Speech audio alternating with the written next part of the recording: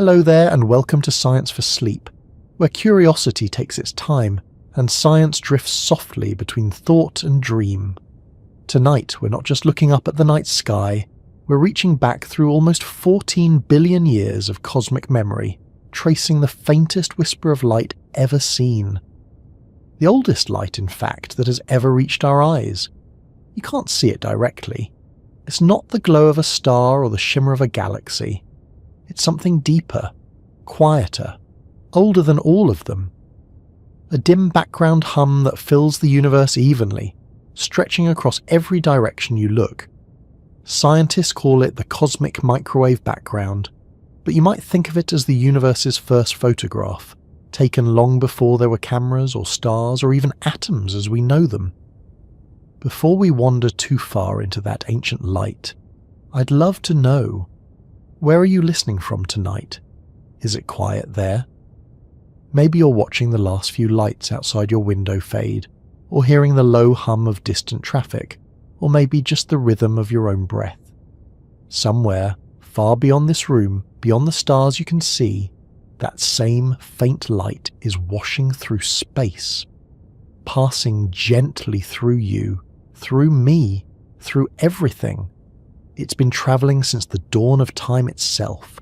If you find that thought soothing or strange or both at once, maybe give this little corner of calm a like or a follow. It helps more curious dreamers find their way here too.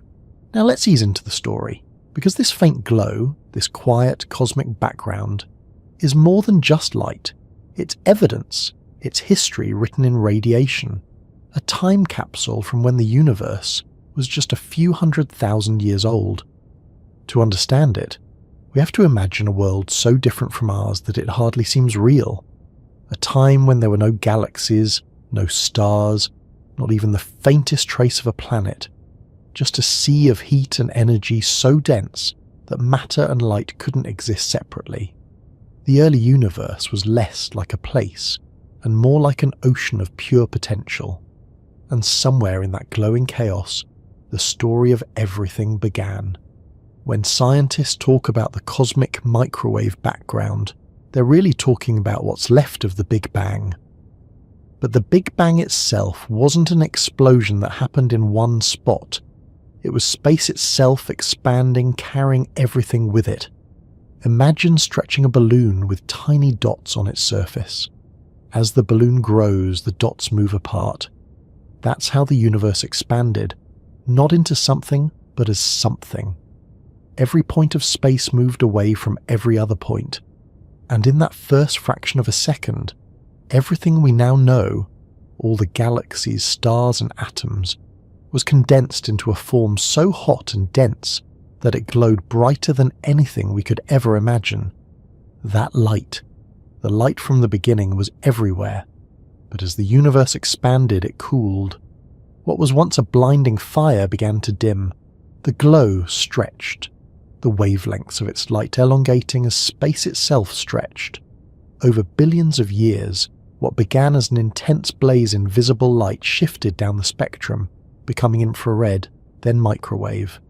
Today, after nearly 13.8 billion years of cosmic expansion, that same ancient light is so faint it can only be detected by special instruments, yet it still carries within it the imprint of the universe as it once was, a ghostly image of creation itself. It's strange to think that the most important picture in the history of everything isn't something we can see with our eyes.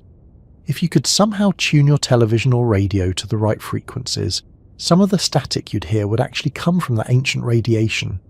The universe humming quietly in the background. That faint hiss, born before there were stars or even galaxies, fills every corner of the cosmos. It's everywhere you look, every direction you turn. Scientists sometimes call it isotropic, meaning the same all around, though it's not perfectly uniform. And those tiny variations, those tiny ripples of temperature, just millionths of a degree, would later become the seeds of everything in the universe, the places where matter would gather, where galaxies would form, and where, much later, beings like us would wonder how it all began. But let's not rush there yet. Let's stay in that early time for a while, even if only in imagination. The universe then was a hot, glowing plasma, filled with electrons, protons, and photons all colliding endlessly. It was opaque, because light couldn't travel far without being scattered. Every photon, every particle of light would bump into free electrons almost immediately, bouncing in random directions like light in a dense fog. The result was a universe without transparency, a cosmos wrapped in its own brightness, yet unable to let that brightness escape. To any hypothetical observer, and not that there were any, everything would look like a smooth, blinding glow. There was no up, no down, no edge, no sky, just endless radiance and heat. This might sound chaotic, but it was astonishingly orderly. Everything was nearly the same temperature everywhere, differing only by tiny fractions of a degree. It's one of the strangest facts about the universe's beginning, that it started so evenly, almost perfectly balanced.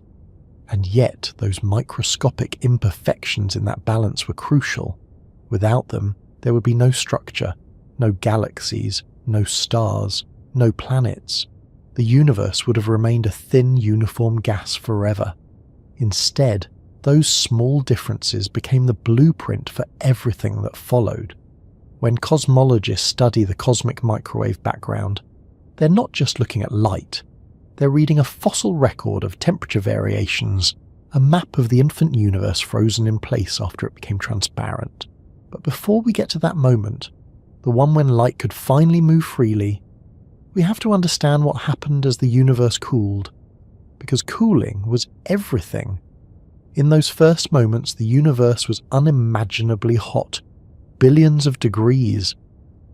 Particles and radiation existed in a kind of equilibrium, constantly colliding and exchanging energy. As it expanded, that energy spread out. The temperature dropped. After about 3 minutes, things had cooled enough for atomic nuclei to form, mostly hydrogen and helium with trace amounts of lithium. Still, there were no atoms as we know them, just nuclei and free electrons swimming through the hot plasma. It took hundreds of thousands of years more for the temperature to drop enough that electrons could finally bind with those nuclei to form neutral atoms. That event, called recombination, changed everything. Once electrons were bound into atoms, photons and particles of light no longer collided with them so easily. The fog lifted. Suddenly light could travel freely. For the first time in history, the universe became transparent. The light released at that moment has been travelling ever since, stretching and cooling as the universe expanded. What was once visible light has now become microwaves, cooled to just about 2.7 Kelvin above absolute zero. And that's the cosmic microwave background, the faint afterglow of creation, still shimmering softly across all of space. It's worth pausing on what that means. Every time we detect that radiation, we're receiving messages from a time before there were stars, before the first galaxies. We're looking back to when the universe was just 380,000 years old, a tiny fraction of its current age. It's the closest we can get to seeing the beginning with our own instruments. Beyond that moment, the universe was opaque. No light could travel from earlier times to reach us. In that sense, the CMB is like a cosmic horizon, the edge of the observable universe, the farthest point we can ever see. And yet, despite being ancient, it's everywhere around us. It passes through your body as you listen to this. Billions of photons from that primordial glow are streaming through you every second, unnoticed, harmless, constant. You are, quite literally, bathed in the afterglow of the universe's birth. There's something humbling in that, to know that even in the quietest room, even in sleep, you're surrounded by the faint echo of creation. When scientists first detected it in the 1960s, they didn't know what they had found. Two engineers, Arno Penzias and Robert Wilson, were testing a large radio antenna in New Jersey when they noticed a persistent background noise they couldn't explain. They tried everything to get rid of it. They checked their instruments, their circuits, even cleaned out what they politely described as pigeon residue from inside the antenna. but the hiss remained. It was coming from every direction, day and night, unchanging. Eventually, after comparing notes with cosmologists working nearby, they realised what it was. They had stumbled upon the echo of the Big Bang, the afterglow predicted by theory but never before observed. That discovery earned them the Nobel Prize, and more importantly, confirmed that the universe had a hot, dense beginning.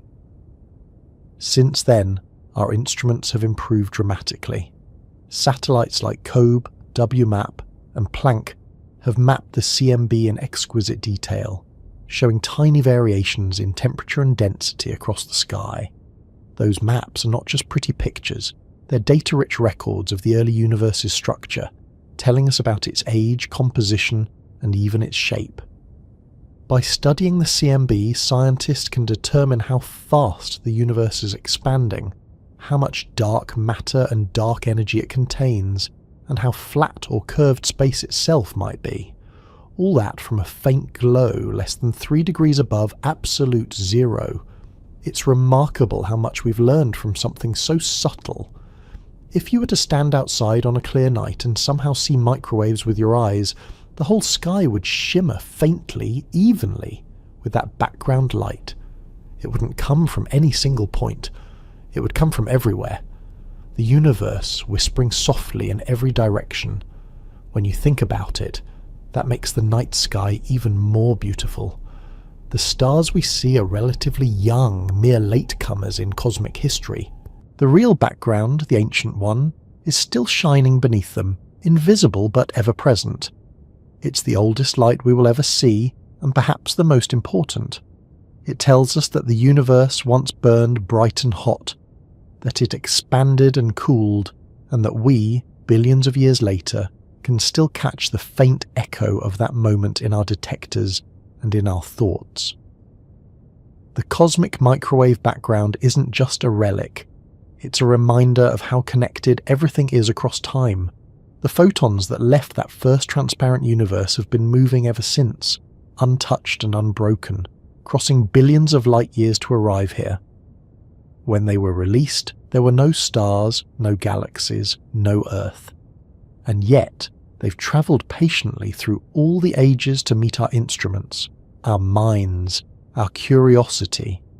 If you look closely at the data, you'll see that the CMB isn't perfectly smooth. There are minute temperature variations, warmer and cooler patches, just a few parts in 100,000. Those tiny differences are the fingerprints of quantum fluctuations, magnified by cosmic inflation, the incredibly rapid expansion that took place in the first instant after the Big Bang. They show where matter was ever so slightly denser, where gravity would later pull more strongly, gathering hydrogen into the first stars and galaxies. In that sense, the CMB is not just the universe's first image, but also its first blueprint. When the first light began to drift freely through space, the universe was still unimaginably young. That faint glow we now call the cosmic microwave background had just been released, but in that moment, the cosmos was only beginning to wake. It was a slow awakening, quiet, patient, and vast beyond comprehension. For hundreds of thousands of years before that, the universe had existed as a blinding fog of energy and plasma, where no single beam of light could travel far without scattering. But now, transparency had arrived. Light could move freely, and with it came something new, the possibility of structure. The fog had lifted, and the universe, in a sense, opened its eyes for the first time. If you could somehow stand in that newborn cosmos, you wouldn't see stars or galaxies yet. The darkness we associate with space hadn't appeared. Instead, the entire sky would still glow with a warm amber light, fading gradually as the universe continued to expand and cool. There was no direction, no constellations, no up or down. Every point in space looked the same, filled with soft, radiant brightness. It was peaceful, though not in any human sense. There were no observers, no thought, no sound. Only the slow, silent cooling of everything that would one day become something. The The energy of the early universe was astonishing. Just a few 100,000 years earlier, everything had been tightly packed and furiously hot. A fireball so dense that space itself carried more energy than matter. As it expanded, that energy began to thin out, allowing particles to slow down enough to combine. The physics of that transformation is precise and elegant. Protons, the positively charged particles in atomic nuclei, finally captured electrons, the negatively charged particles that had been darting freely through the plasma.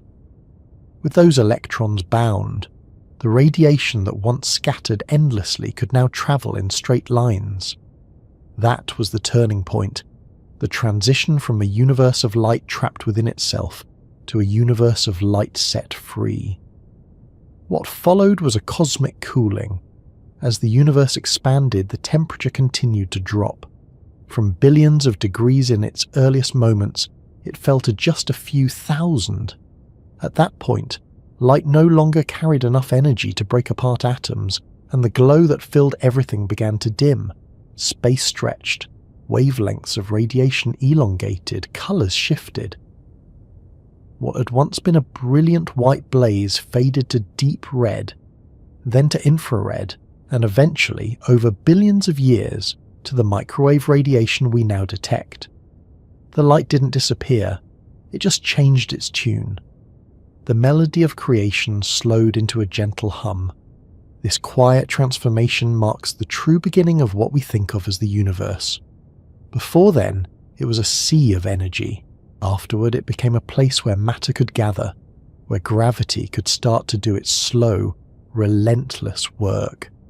That work would take millions of years to show its first results, but the process had begun. The universe was no longer just expanding, it was evolving. One of the most striking things about this period is how uniform everything was. The temperature, density, and distribution of matter were almost perfectly balanced, differing by less than 1 part in 100,000. You might think such smoothness would mean stillness, but in fact it was the tiny imperfections that mattered most.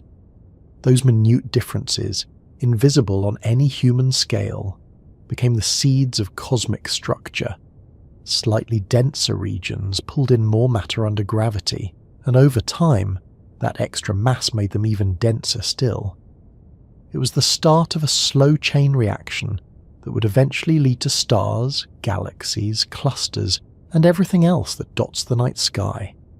The smoothness of the early universe made it stable, but the tiny ripples within it made it alive. Imagine the sound of that early cosmos if it could be heard. Not the sharp noise of explosions, but a low, resonant hum.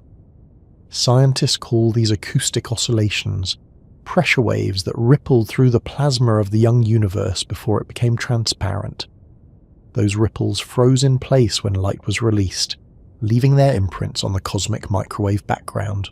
We can still detect those subtle variations today as faint differences in temperature, and they tell us about the sound waves that once echoed through that primordial sea. In a sense, the universe began not just with light, but with sound, a deep, steady rhythm woven into space itself.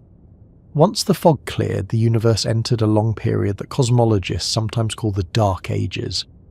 Despite the name, it wasn't a time of chaos, but of waiting. There was light, but it was stretched to longer and longer wavelengths, growing weaker with every passing million years. Space itself expanded faster than gravity could gather matter together. Hydrogen and helium atoms drifted quietly, unilluminated, spread thinly across the cosmos. There were no stars yet to ignite, no galaxies to shine, only the faint cooling afterglow of the Big Bang filling the void. During these long ages, gravity worked in silence. Slowly, patiently, it began to draw gas toward the slightly denser regions marked in the cosmic microwave background. It's almost impossible to grasp the scale of time involved. The first stars wouldn't appear until about 100 to 200 million years after the Big Bang. For all that time, the universe existed in semi-darkness, filled with invisible radiation and drifting clouds of gas.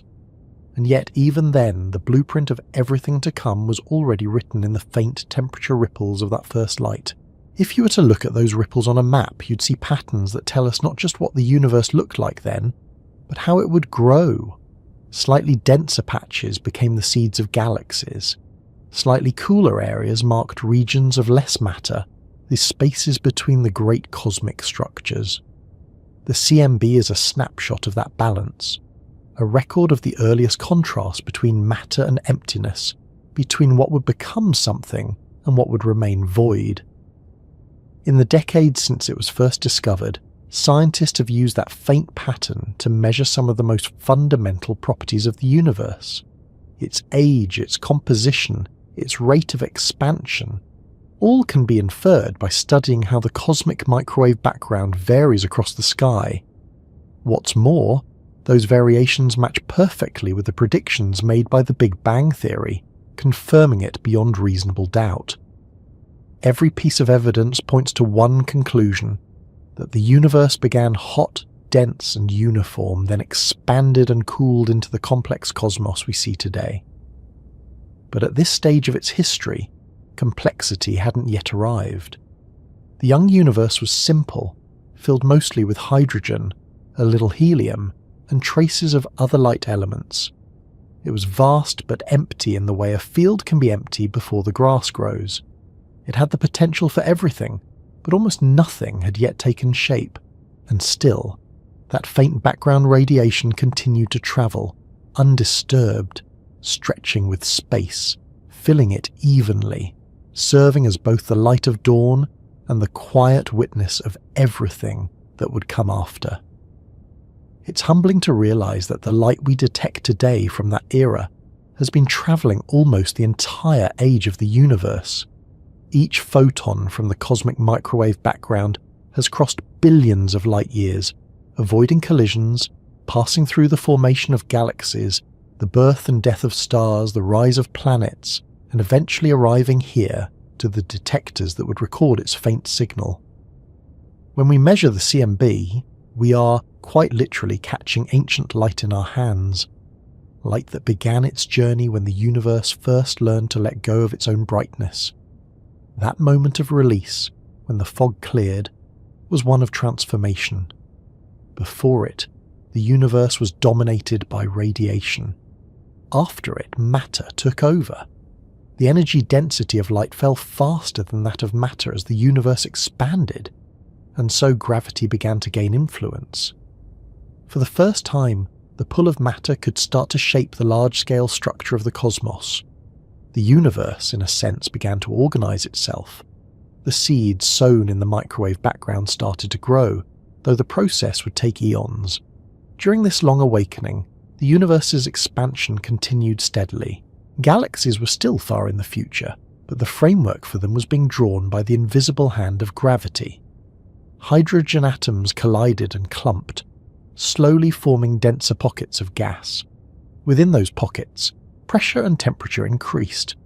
Eventually, these regions would collapse under their own gravity to ignite the first stars, but that's still far ahead in our story. For now, the universe was simply stretching, cooling, and waiting, like a vast breath held between moments. From a scientific standpoint, this period is one of remarkable simplicity. The equations that describe it are elegant and precise. We can model how photons decoupled from matter, how they redshifted as space expanded, and how tiny density fluctuations evolved under gravity. But beyond the numbers lies something even more profound: the recognition that this was the universe's first act of clarity. Before this, everything was hidden in light too bright to see. Afterward, the universe could finally observe itself, not through eyes, but through the free motion of light.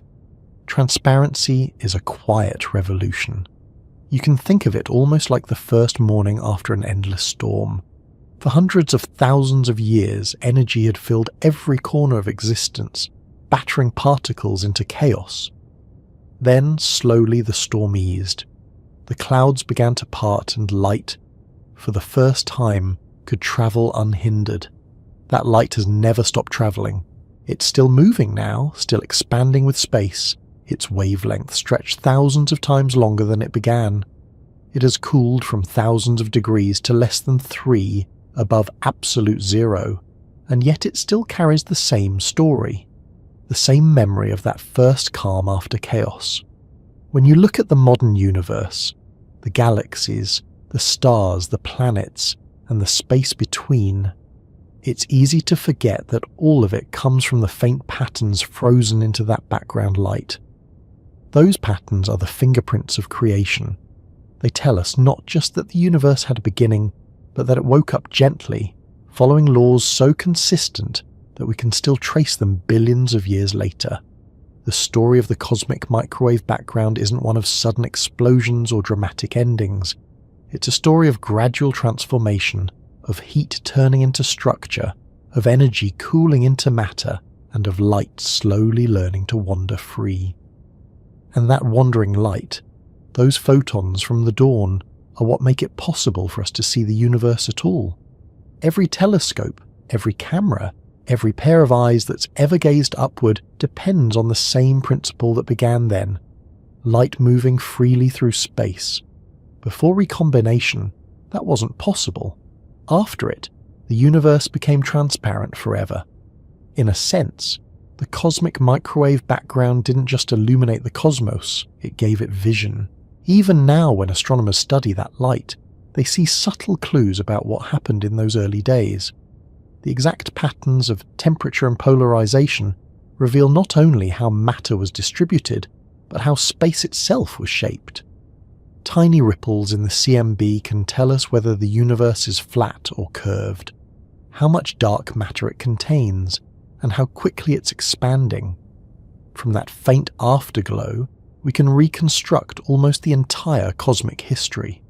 That's the power of the first light. It carries everything that came after hidden within its details. So when we say the universe woke up, it wasn't a single moment, but a gradual unfolding.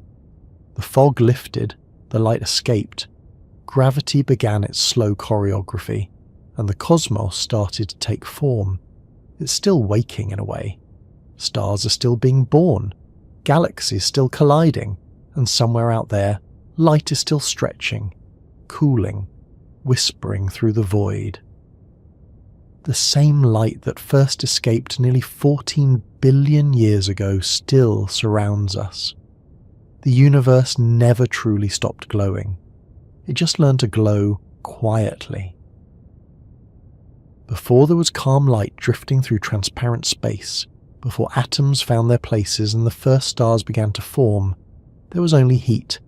The universe, still impossibly young, existed as a restless sea of energy and matter, thick and bright and constantly shifting.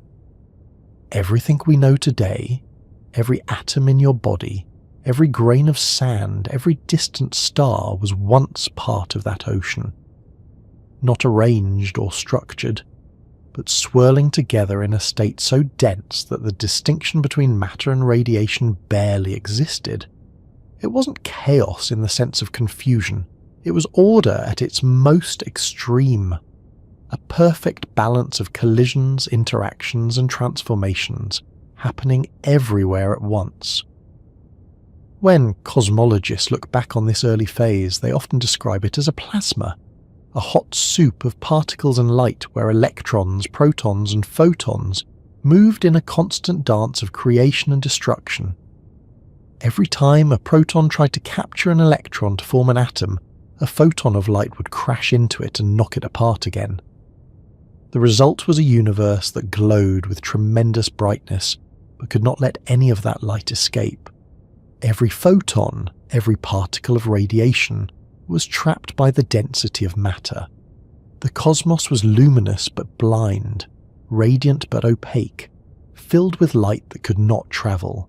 If you could somehow step into that era, which of course you couldn't, because nothing solid or human could survive there, the view would be strange beyond imagining.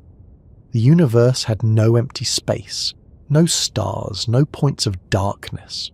It was filled completely, everywhere, with light bouncing from particle to particle. Every direction looked the same. There was no horizon to look toward, no boundary to step beyond. Temperature and brightness extended infinitely, smooth and even. The concept of distance itself was different. Space was expanding, but there were no landmarks yet to measure that expansion against. In the earliest moments after the Big Bang, the universe was so dense that even the fundamental forces behaved differently. The electromagnetic force, the weak and strong nuclear forces, and gravity were all tangled together in a state of symmetry. As the universe expanded and cooled, these forces began to separate, each taking on its distinct character. It was the first phase transition, the first sorting of reality into the patterns that would later define it. The cooling wasn't fast in any human sense. It unfolded over hundreds of thousands of years, but it was steady. The temperature dropped, particle by particle, until conditions changed enough for matter and radiation to go their separate ways. This separation was inevitable. Physics doesn't allow perfect balance to last forever. Even in the most uniform systems, tiny fluctuations appear, quantum variations that, on a microscopic level, cause differences in density. In that early sea of plasma, these fluctuations were minuscule, far smaller than anything we could ever perceive directly. But because the universe was still small and everything interacted with everything else, those small differences mattered. They grew slowly, almost imperceptibly, as gravity began to tug slightly more strongly in some regions than in others. What started as quantum uncertainty became the seeds of cosmic structure. Before those seeds could grow, though, the universe had to pass through this long, bright adolescence, a period when photons and particles were still bound together in a dance that would last until the moment of decoupling, the time when light finally escaped. During this plasma era, space was filled with an interplay between radiation pressure and gravity. Radiation tried to push outward, keeping matter spread evenly. Gravity tried to pull inward, gathering it together. These opposing forces created oscillations, tiny compressions and rarefactions that rippled through the plasma like sound waves through air. Those ripples are still visible today in the patterns of the cosmic microwave background. When you see a map of the CMB with its blue and red patches, those are the echoes of that ancient pressure wave, frozen sound from a time before there were ears to hear it. It's almost poetic to think that the first rhythm the universe ever produced wasn't mechanical or biological, but physical, a vibration of space itself. These acoustic oscillations reveal a lot about the conditions of the early cosmos. Their scale tells us how fast the universe was expanding. Their amplitude tells us how much matter it contained. Every detail in that pattern is a clue, a fossilized trace of a time when everything was still molten and radiant. The temperature back then was extraordinary, around 10,000 degrees Kelvin and falling. At that heat, atoms couldn't survive. Photons carried enough energy to tear apart anything that tried to bind. The radiation pressure kept matter ionized, meaning electrons remained free, unattached to nuclei. Every few centimeters, a photon would collide with an electron changing direction. It was this constant scattering that made the universe opaque. You could think of it like sunlight in a dense fog, except the fog itself was made of light. Nothing could travel far without bouncing, and every bounce carried energy across space in all directions, keeping the temperature nearly uniform. Despite that uniformity, this sea of fire and fog wasn't static.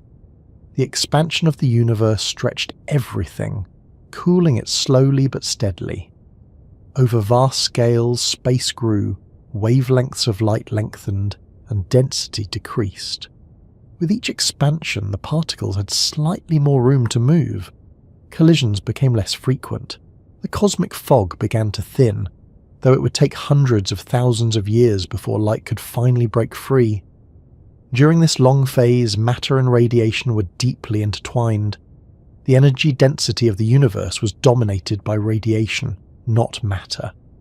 This meant that light essentially controlled the expansion rate. Gravity pulled inward, but the sheer pressure of radiation pushed outward just as powerfully. In the balance between those two, the geometry of the universe was set. That balance determined whether the cosmos would expand forever, collapse back on itself, or hover delicately on the edge of equilibrium. As it turns out, the universe came remarkably close to perfect balance. So close that even today we measure its curvature as almost exactly flat.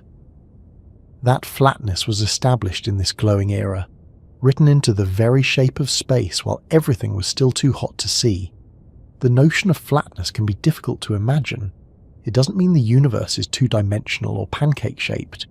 It means that, on the larger scales, parallel lines never converge or diverge, and the rules of geometry remain consistent across billions of light years. That property is one of the great mysteries of cosmology, and it traces back to the same plasma that filled space in these early moments. From this fog of energy, the structure of the universe's future was already imprinted. As we trace that history, it's striking how everything depends on temperature. At the highest temperatures, even fundamental particles couldn't exist in stable form. As cooling progressed, quarks combined into protons and neutrons. Later, those protons and neutrons fused into the first atomic nuclei during a period called nucleosynthesis. But it wasn't until the universe cooled enough for electrons to settle into orbits around those nuclei that true atoms could exist. That stage, the one we often call recombination, marked the end of this fiery fog. Until then, though, the universe was defined by collision, constant interaction, endless transformation. Imagine that sea of particles, every photon a packet of light energy, every proton an electron a fragment of matter, all engaged in ceaseless motion. It's hard to find an analogy for something so complete. Perhaps the closest we come in everyday life is looking into the core of a star, though even that comparison falls short. Stars are structured, layered, and small compared to the cosmos. The early universe was uniform without boundaries. The plasma that filled it wasn't contained, it was everything. And within that everything, physics played out with exquisite precision. Every particle obeyed the same laws everywhere. The speed of light, the strength of gravity, the behavior of electromagnetism, all constant, all perfectly tuned. That consistency allowed the universe to evolve coherently, to cool evenly, and to make the transition from radiation to matter domination without tearing itself apart. You could say this was the universe's formative period, when it learned its own rules. The same constants and interactions that define the behavior of atoms today were already operating then. Quantum mechanics governed the microscopic fluctuations. Thermodynamics described the flow of energy. General relativity dictated the curvature of space-time. From the very beginning, the laws of physics were not invented, they were expressed. And those expressions shaped everything that followed. One of the reasons scientists study the cosmic microwave background so carefully is that it preserves the fingerprint of this plasma state. Every tiny variation in the CMB's temperature tells us something about how the universe behaved when it was still a sea of fire. When we map those variations, we're essentially mapping the ripples frozen into that early fog. The warm spots are regions where matter was slightly denser. The cool spots show where it was slightly thinner. From those subtle differences, we can infer how sound waves moved, how fast the universe expanded, and how gravity began to sculpt structure from uniformity. Over time, as the universe continued to cool, the scale of these fluctuations set the pattern for everything that would come after. The densest regions became the first gravitational wells, pulling gas inward. The less dense regions expanded more quickly, forming the vast voids we now see between galaxy clusters. The cosmic web, the large-scale pattern of filaments and gaps that stretches across billions of light years, has its origins right here, in this plasma phase, in those faint ripples of density that first appeared when the universe was still a fog of light. It's remarkable that such small differences could lead to such dramatic consequences. The difference in temperature between one region and another was only about 1 part in 100,000. Yet over billions of years, gravity amplified those differences until they became stars and galaxies, clusters and superclusters. It's a reminder that in the universe, small things matter deeply. Tiny irregularities in an otherwise perfect system can be the seeds of everything. The physics of this process can be described with precision, but the emotional weight of it is harder to capture. To realize that the night sky, every glittering star, every glowing nebula, owes its existence to microscopic fluctuations in a sea of plasma billions of years ago is almost too vast a thought to hold. It means that structure, complexity, and even consciousness trace back to that moment when light and matter were one and the same. The fog we could not see through is, in a sense, the ancestor of sight itself. Eventually the balance tipped. The universe cooled below the critical temperature, and the constant collisions that define this era began to fade. Photons no longer had enough energy to strip electrons from atoms, and matter began to take stable form. The sea of fire thinned into transparency. For the first time, light could travel unimpeded. That light, those photons, are the very ones we now detect as the cosmic microwave background. They have been on their journey ever since, carrying within them the record of that transformation. It's almost serene to think that what was once blinding fire has become the softest glow imaginable, stretched by expansion into gentle microwaves that fill the sky. In that sense, the universe has never stopped glowing. It has simply aged gracefully. The fire became fog, the fog became transparency, and transparency became the silent background against which all things unfold. As we move forward in this story, that transition from heat to light, from opacity to clarity, marks the beginning of everything that followed. The sea of fire and fog was both an ending and a beginning. It was the last moment before the universe became visible, and the first moment of everything that would one day shine on its own. And as that light continued its slow, endless journey outward, the cosmos entered a new age. Gravity began to weave the first patterns.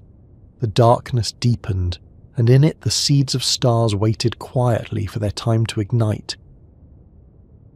The fog was lifting, slowly, quietly, almost imperceptibly.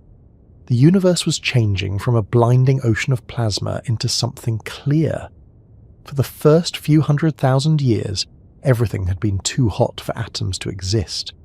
The constant collisions between photons and electrons kept everything ionized, every attempt at structure immediately undone by the intensity of light itself. But expansion was patient. With every passing moment, the universe stretched a little further, cooled a little more, and drifted toward a threshold. When the temperature finally dropped to around 3,000 degrees Kelvin, something remarkable happened. The light that had been trapped for so long was set free. In that instant, the universe became transparent. It's hard to picture what transparency means on a cosmic scale.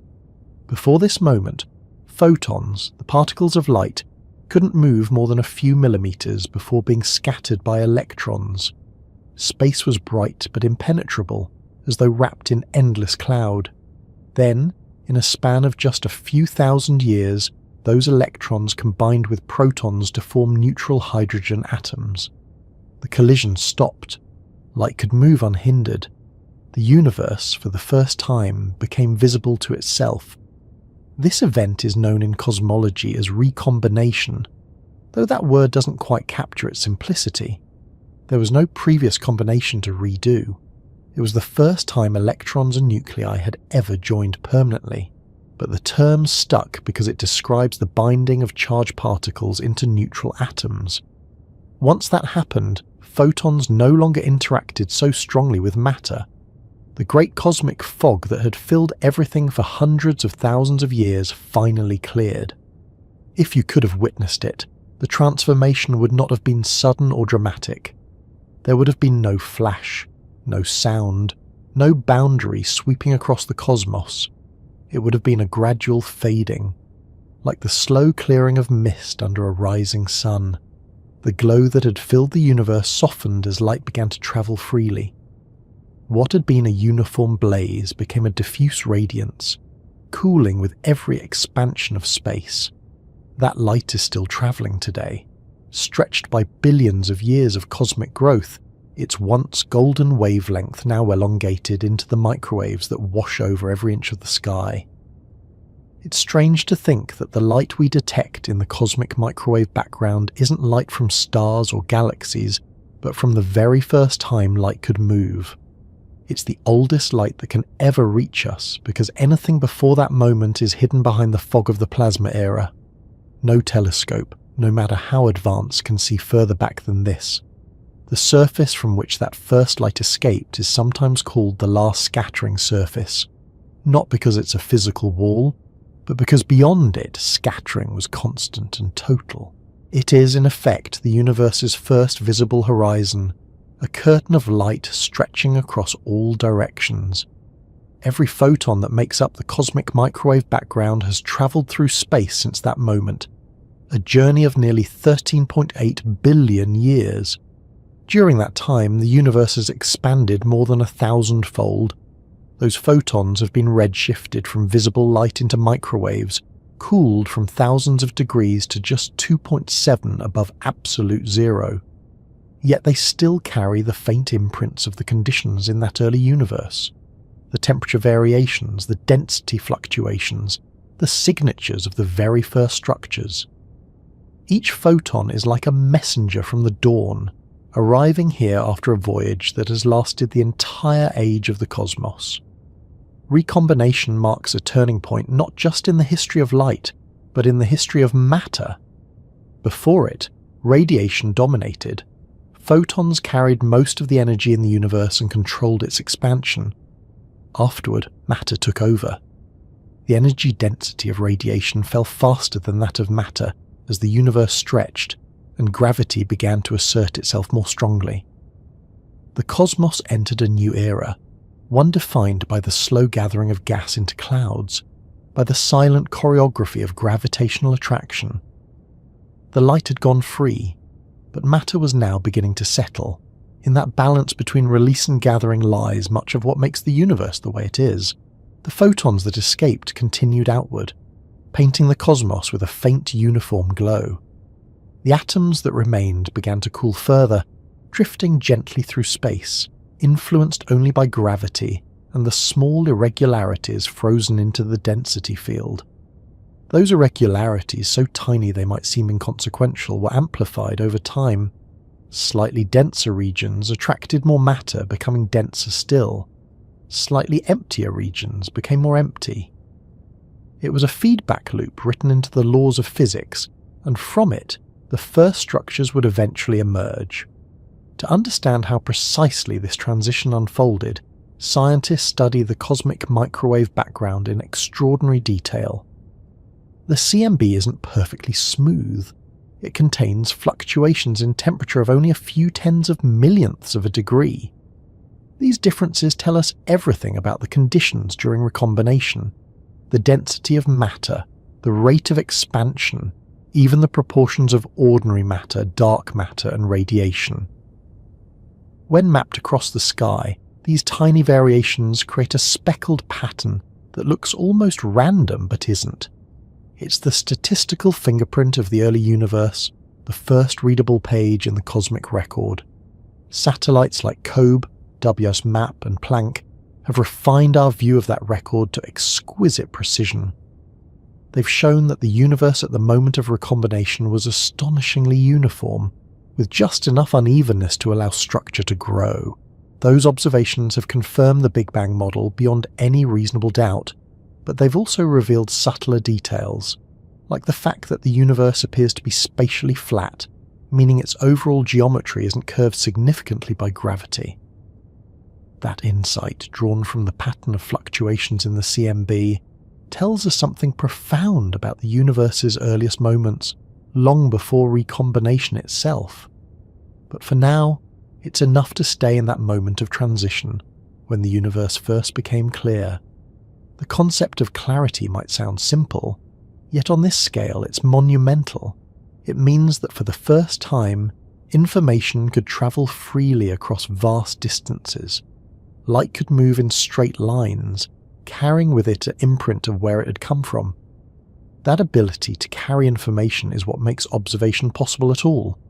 From this moment onward, the universe began leaving traces, signals, patterns, radiation that could later be measured and interpreted.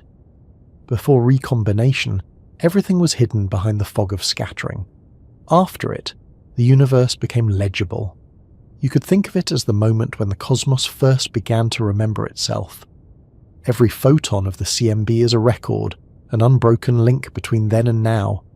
It tells us how dense the universe was, how fast it was expanding, and how smooth or lumpy it appeared on the larger scales. When scientists measure these photons today, they're effectively looking back through time, decoding the conditions of that first moment of transparency. It's remarkable how well we can reconstruct those conditions. The physics of recombination is precise enough that we can calculate when it occurred, about 380,000 years after the Big Bang. We can estimate the temperature at which atoms formed, the density of hydrogen and helium, even the fraction of photons that escaped in different directions. These numbers come not from speculation, but from measurements of the CMB's frequency spectrum and angular power distribution. In other words, the universe has left behind a perfect dataset, and it began forming the moment clarity arrived. Still, for all the precision, there's something profoundly quiet about this stage of history. The blazing energy of the first few minutes had faded. The violent collisions of the plasma era were over. No stars had yet ignited. There were no galaxies, no black holes, no heavy elements, just neutral hydrogen and helium gas expanding slowly into the deepening dark. The cosmic background radiation filled every direction equally, a soft uniform glow now beyond the reach of any eye. In that sense, the universe had entered a calm between storms, the calm before the birth of the first stars. The passage from opacity to transparency also changed the way gravity worked on large scales. When matter was coupled to radiation, the pressure of light resisted collapse. Regions that tried to grow denser would be pushed outward by the pressure of trapped photons. Once light escaped, that counterpressure vanished. Gravity could now operate unhindered, allowing matter to clump together more efficiently. The transition from a radiation-dominated to a matter-dominated universe was not just a change in energy balance, it was a shift in how structure could form. The slow gathering that began then is still continuing today, billions of years later, as galaxies cluster and superclusters form. It's humbling to realize that the light released at recombination hasn't stopped traveling since. Every photon continues outward in all directions, tracing an ever-expanding sphere around its point of origin. Because the universe itself is expanding, that sphere is now unimaginably large, tens of billions of light-years in radius. We, standing here, are inside one such sphere, receiving photons that were emitted from every direction of space at that same early moment. Every point in the universe sees its own version of the cosmic microwave background, centered on itself. In that way, every observer, no matter where they are, occupies the center of their own observable universe. There's a quiet symmetry in that. The cosmos has no single center, no privileged point from which it expands. Every region of space looks the same on the larger scales. Every observer sees the same faint background. Every photon carries the same story. It's as though the universe, from the very beginning, was designed to be democratic, to give every place the same view of its own past. When scientists build detectors to measure this ancient light, they're doing more than taking a picture. They're listening to a conversation that began nearly 14 billion years ago. The faint microwaves they collect are the final words of the early universe's first sentence. From those words, we've learned not just when the fog lifted, but what the fog was made of, how it behaved, and what it left behind. Even now, the cosmic microwave background isn't perfectly static. As it passes through clusters of galaxies, it can be slightly distorted by gravitational lensing or by the scattering of electrons in hot gas. These secondary effects allow scientists to trace the distribution of matter in the more recent universe. In this way, the light from recombination continues to inform us, not just about the past, but about everything that has happened since. It's both a relic and a tool, ancient and alive in its usefulness. If you could see the CMB with your eyes, it wouldn't look bright. It would be invisible, its wavelength far too long for human vision. But if you could somehow translate it into visible colours, the sky would glow evenly with a soft, diffuse warmth, the same in every direction. The stars we see would appear as small interruptions against that background, temporary points of brightness overlaid on an eternal field. The background itself, though faint, would be the truest image of the universe as a whole, a snapshot not of a place, but of a condition. This first moment of clarity didn't just allow light to travel, it set the stage for the birth of time as we experience it. Before transparency, the universe was too uniform for events to have distinct separations. Every point was like every other, every moment the same as the last. Once light could move freely, differences could persist, causality could stretch across space, and distinct regions could evolve independently. The unfolding of cosmic history, the formation of stars, galaxies, and worlds, depended on this newfound ability for information to cross distances without being erased. You could say that clarity made memory possible, and memory made evolution possible. From this moment on, the universe would accumulate structure and change. The radiation that had once trapped everything would become the background hum against which all future events took place. Light would still dominate the universe, but in a different way, as illumination, not confinement. It's remarkable that this simple physical process, electrons joining protons to form neutral atoms, should have such profound consequences. It's a reminder of how often the universe changes not through violent cataclysm, but through quiet transitions. There was no explosion at this stage, no sudden rupture, just cooling, expansion, and the slow emergence of transparency. Yet out of that quiet came everything we can see. If the earlier universe was a storm of brightness, this was the clearing sky. Light, no longer trapped, began its journey outward. Matter, no longer buffeted by radiation, began to gather. Space, no longer opaque, became the canvas for everything that would later shine upon it. From this balance of freedom and attraction came the universe we inhabit now, a place where light can move, matter can form, and consciousness can one day look back and understand. The moment of clarity, then, wasn't a single instant, but a transition that changed the character of everything. It was the point where the universe shifted from being a glowing fog to being a transparent expanse. The same physical laws applied before and after, but their consequences were utterly different. Before, the universe was too dense for light to reveal it. After, it could be seen, measured, and eventually known. That light, still travelling, still cooling, still stretching with the expansion of space, continues to whisper across the cosmos. Every photon that reaches us carries a memory of that first dawn, and as we study that ancient glow, we are in a way still standing within it, still bathed in the first clarity the universe ever knew, and so the light continued on its endless path, while the gas it left behind began to drift and gather. In the growing calm after the fog lifted, gravity prepared its next great act, the shaping of matter into the first true structures. The stage was set for darkness to take hold, and within that darkness the first sparks would one day ignite.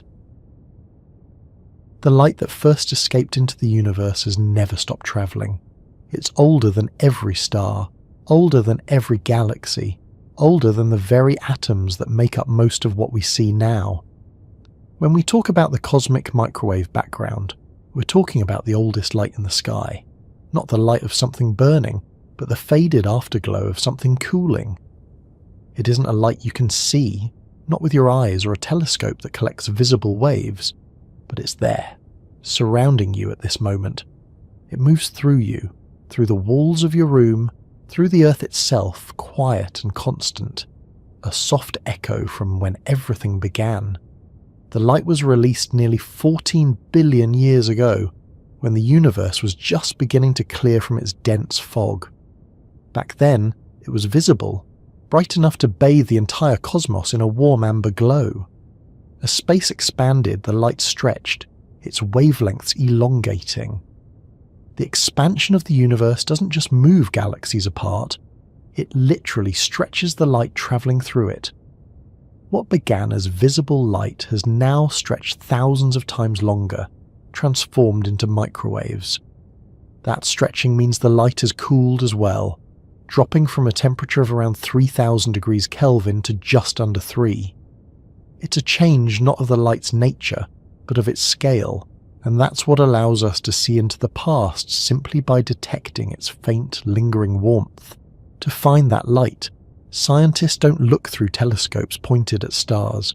They build instruments sensitive enough to pick up the faint hiss of radiation spread evenly across the entire sky. The first time this radiation was measured, it was by accident.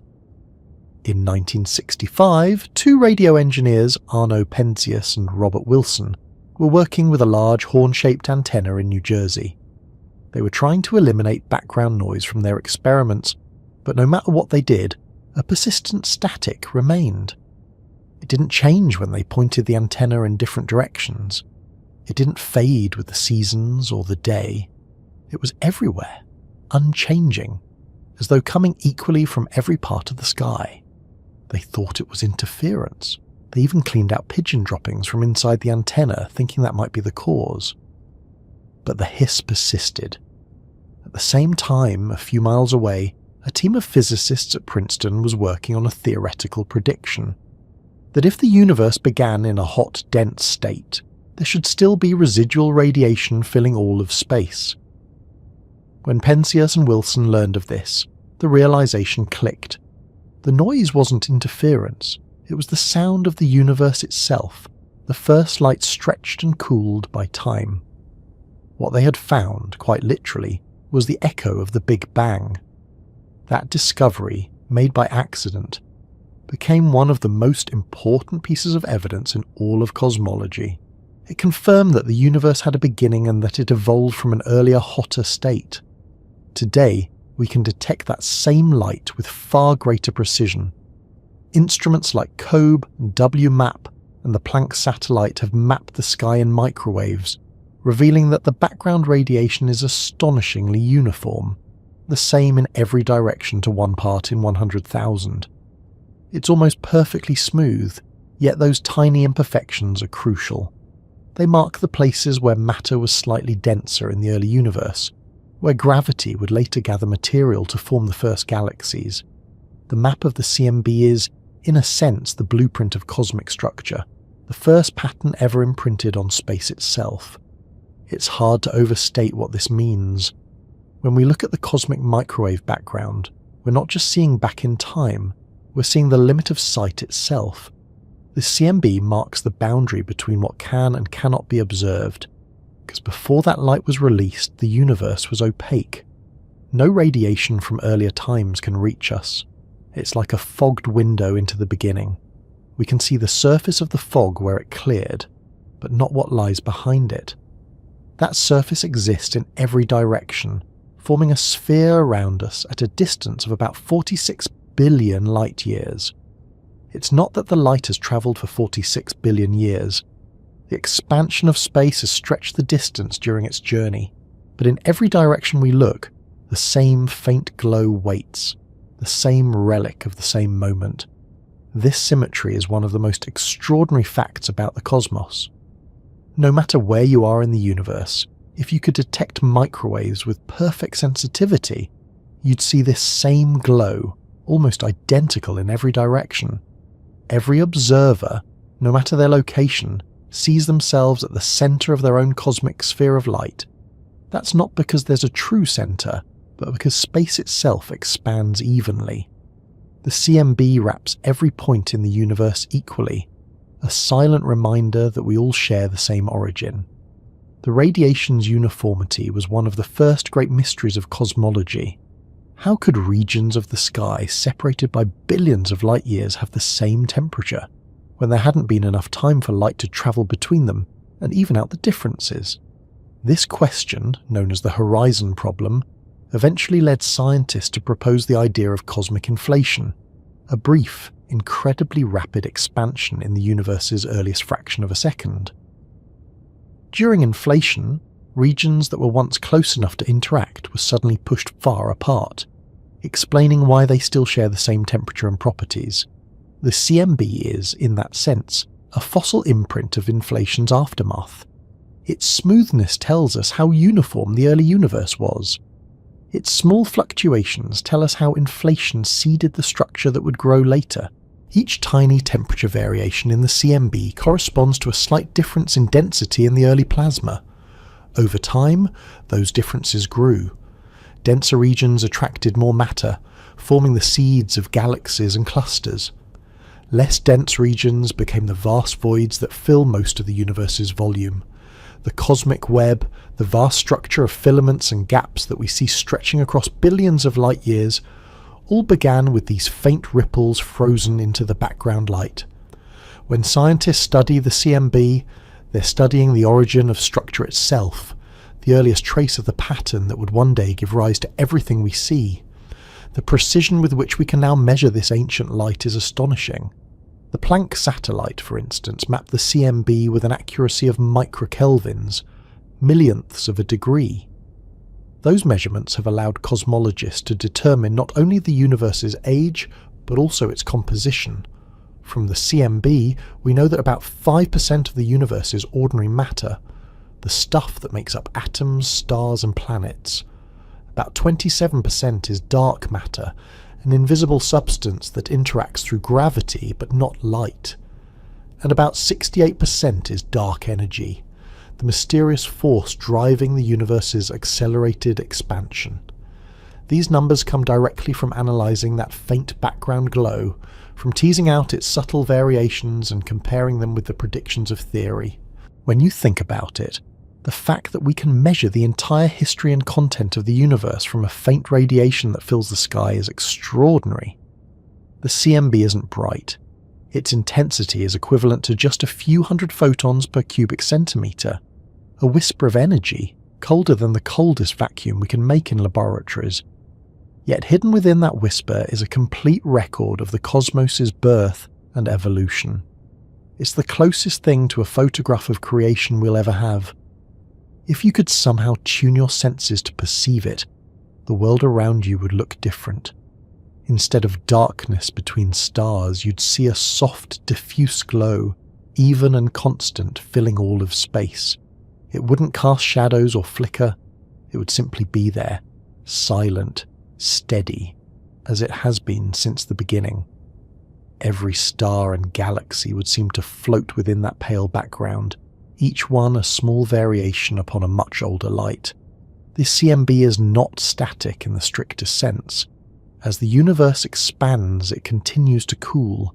In another few billion years, its temperature will fall even further, from 2.7 Kelvin to perhaps 2.5, then 2.3, and so on. Eventually, as the universe grows older and emptier, the CMB will become even fainter, its wavelength stretched into longer and longer radio waves until it fades beyond detectability. The universe will never lose that light, but it will stretch until it becomes invisible to any conceivable observer. What we see now, then, is a fleeting moment in cosmic time, an era when the first light is still bright enough for us to detect, but ancient enough to carry the full memory of the beginning. Even though it's everywhere, we don't feel it. The photons that make up the CMB are too low in energy to have any noticeable effect. They pass through our bodies without resistance, through the air, through rock, through entire planets. They don't heat or illuminate, they just move on as they always have. Billions of them pass through you every second unnoticed. You are quite literally bathed in the oldest light in the universe, whether you're aware of it or not. Sometimes, when you tune an old television to static, a small fraction of that noise comes from the CMB. The rest is interference from our own atmosphere and electronics, but a trace of that hiss, that speckled fuzz of light and dark, is the direct signal of those ancient photons. It's a strange thought, that the static on a screen might be a faint echo of creation, captured accidentally by a household device. It's a reminder that the universe's history isn't remote or unreachable. It's all around us, woven into the invisible radiation that fills every corner of space. The CMB also carries clues about something even more subtle: the shape of the universe itself. The way the temperature fluctuations appear across the sky depends on the curvature of space. If the universe were closed, like the surface of a sphere, those patterns would look different than if it were open, like a saddle. Precise measurements show that the universe is remarkably flat, meaning that on the larger scales, geometry follows Euclidean rules. Parallel lines remain parallel. The angles of a triangle add up to 180 degrees. That flatness tells us that the density of the universe is very close to a critical value, the balance point between eternal expansion and eventual collapse. The fact that the universe sits so precisely at that balance is one of the great puzzles of cosmology, and the CMB provides the clearest evidence of it. What's striking about all this is how quiet it is. The most ancient and important light in the universe doesn't blaze or flash. It whispers. Its energy is low, its temperature barely above absolute zero. It doesn't change or flicker, and yet it contains everything. It's a kind of universal background note, a faint hum underlying all existence. Every star, every galaxy, every living thing exists against that backdrop. The CMB is the canvas upon which the universe has painted everything else. When you look up at the night sky, you're seeing light from stars that may be thousands or millions of years old. When astronomers use powerful telescopes, they can see galaxies billions of light years away, catching light that left them before Earth even formed. But when we detect the cosmic microwave background, we're looking back as far as it's physically possible to see. That light began its journey when the universe was less than 400,000 years old. Everything before that is beyond visibility. The CMB is not just old, it's the horizon of knowable history. The photons that left that first transparent universe are still on their way, travelling endlessly through expanding space. Some of them will reach us tomorrow, some in 1,000,000 years, though most already have. Every point in space continues to send and receive that ancient light, each region forever wrapped in its own version of the same story.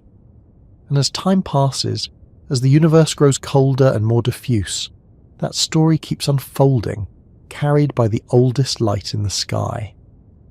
The discovery of this light changed everything about how we understand the cosmos. It showed that the universe has a measurable history, that it began in a hot, dense state, and that it has been expanding and cooling ever since. It turned cosmology from speculation into observation. And it did so with extraordinary gentleness, not through bright explosions or dramatic evidence, but through a soft, even glow that fills the sky. If you could close your eyes and imagine the universe not as darkness dotted with stars, but as a single field of faint warmth, you'd be seeing it as it truly is. Everything else, all the bright objects, all the colours, all the forms, are small details drawn upon that ancient foundation. The CMB isn't just the oldest light. It's the background to everything that has ever existed. The quiet pulse that has been shining since the moment clarity first arrived. And as that light continues its journey, it carries within it more than temperature or structure. It carries potential. The trace of the universe's first fluctuations, the delicate variations that will one day become vast galaxies and the stars within them. Those seeds are still there, written in the faint pattern of microwaves that fills space. Every ripple in that pattern is a promise of what came next. The faint hum of the universe lingered, steady and constant long after the fog had lifted. The oldest light kept travelling outward, carrying its delicate variations like fingerprints impressed on a sheet of glowing silk. To the human eye, it would be invisible now, stretched and cooled by billions of years of expansion. But to the instruments built to detect it, that light carries a map, a record of the earlier structure, the first unevenness in an otherwise smooth cosmos. It's a map not drawn in ink or colour but in temperature and radiation. When scientists began to measure it precisely, they discovered that the universe itself was painted in static. That word, static, makes it sound random, like the hiss between radio stations or the fuzzy snow on an old television screen. In a way, that's not far off. The cosmic microwave background is indeed a kind of cosmic static. It's everywhere, unending, faint and even. But it's not meaningless noise, it's structured. The static has texture, patterns, and correlations that reveal the blueprint of everything that came after. Every patch of that background, every subtle change in brightness, represents a tiny variation in the density and temperature of the early universe. Those minute differences, frozen into the fabric of space when the first light escaped, became the seeds of galaxies, stars, and clusters. It's strange to think that the same phenomenon that once appeared as a nuisance in a radio telescope would turn out to be the universe's most valuable photograph. When Arno Penzias and Robert Wilson first heard the persistent hiss in their antenna, they couldn't have known that it was the sound of the cosmos speaking in microwaves. They thought it was interference. They thought it was pigeons. They didn't yet have the context to realize that they had stumbled upon the faint afterglow of creation. It was only after comparing their results with the theoretical predictions of physicists at Princeton, Robert Dicke, Jim Peebles, and their colleagues, that the truth became clear. The noise was not coming from Earth, nor from the galaxy. It came from everywhere, equally. It was cosmic. The realization changed everything. The Big Bang Theory, until then, had been one of several competing ideas about the origin of the universe. There were scientists who favoured the steady-state model, which proposed that the universe had always existed and always would, with new matter continuously created as it expanded. The discovery of the cosmic microwave background ended that debate. There was no steady state. The universe had a beginning, and the light from that beginning was still here. But at first, the detection was crude. Penzias and Wilson's antenna could only measure the average intensity of the radiation, not its details. It told us that the background existed, but not how it varied across the sky. To understand what those variations could reveal, scientists needed instruments designed specifically for that purpose. Over the next few decades, technology advanced enough to build them. In 1989, NASA launched the Cosmic Background Explorer, or COBE. Its mission was simple: to measure the spectrum and anisotropy of the cosmic microwave background with unprecedented precision. When the data came back, it showed two remarkable things. First, the CMB had an almost perfect black-body spectrum, meaning it was the cooled remnant of a once-hot thermal radiation field, exactly as predicted by the Big Bang Theory. Second, and even more importantly, it wasn't perfectly smooth. COBE detected tiny temperature fluctuations, just a few parts in 100,000, scattered across the sky. Those ripples were the first direct evidence of the universe's early structure. George Smoot, the project's principal investigator, famously said that it was like seeing the face of God. What he meant was that the pattern they had revealed was not random. It was the original blueprint for everything in existence. Those patterns of static were faint but meaningful. They showed that the early universe wasn't perfectly uniform after all. It had texture, patches that were ever so slightly warmer or cooler than others. In the warmer regions, the density was higher. In the cooler regions, lower. Gravity, over time, would magnify those differences. The denser regions would attract more matter, collapsing into the first galaxies and clusters, while the emptier regions would become the vast cosmic voids. In those first images of the microwave background, scientists were effectively seeing the universe as an infant, its future already written into the unevenness of its earliest light.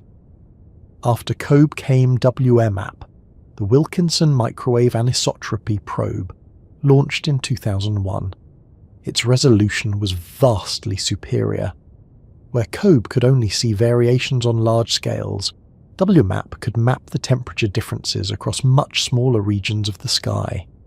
With that data, cosmologists refined their understanding of the universe's age, composition, and geometry. The results were astonishingly consistent. The universe was about 13.8 billion years old, composed mostly of dark energy and dark matter, and geometrically flat. The static had become a map, and the map had become a measurement. The next leap came with the Planck satellite, launched by the European Space Agency in 2009. Planck produced the most detailed image of the cosmic microwave background ever made, with sensitivity fine enough to detect temperature differences of just a few microkelvins. Its data gave us the most accurate cosmological parameters to date, confirming, refining, and expanding everything we thought we knew. The Planck map revealed not only the temperature anisotropies, but also the polarization of the light, providing deeper clues about the processes that occurred in the early universe. When you look at that map, what you're seeing is the ultimate static, a speckled pattern of warm and cool spots, each representing a slightly different temperature from 13.8 billion years ago. The warm regions correspond to areas where the photons came from slightly denser parts of the early universe, the cool ones from less dense regions. The entire pattern is random in appearance but statistically precise, matching the predictions of quantum fluctuations stretched to cosmic scales by inflation. Every tiny spot on that map is a whisper of the quantum world, frozen into the sky. It's easy to forget that behind the mathematics and the measurements, this is a story of light. Light that has been travelling since the dawn of time. Each photon in the CMB has crossed billions of light years, dodging galaxies and clusters, redshifting all the while.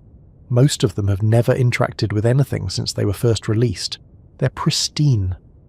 When they strike our detectors, they bring with them the unaltered story of the early universe.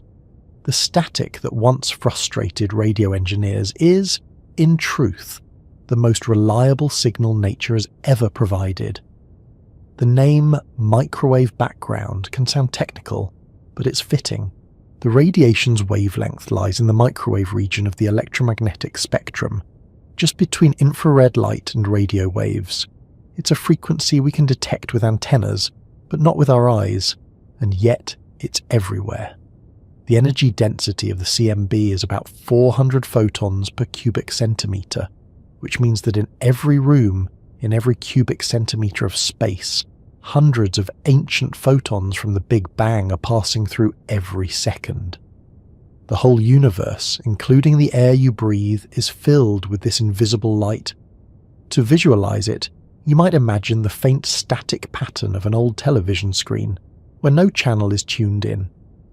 That chaotic fuzz of brightness and darkness isn't far from what the universe itself would look like in microwaves if you could see at those frequencies. It's not uniform grey, it's subtly varied, with patterns that encode vast information. The difference is that cosmic static isn't meaningless. It's a code that scientists have spent decades learning to read. When we interpret the CMB, what we're really doing is listening to the memory of the universe. The variations in the static correspond to acoustic oscillations, sound waves that rippled through the early plasma before light could move freely. Those sound waves left imprints on the density of matter, and when the light was finally released, those imprints were captured in its pattern.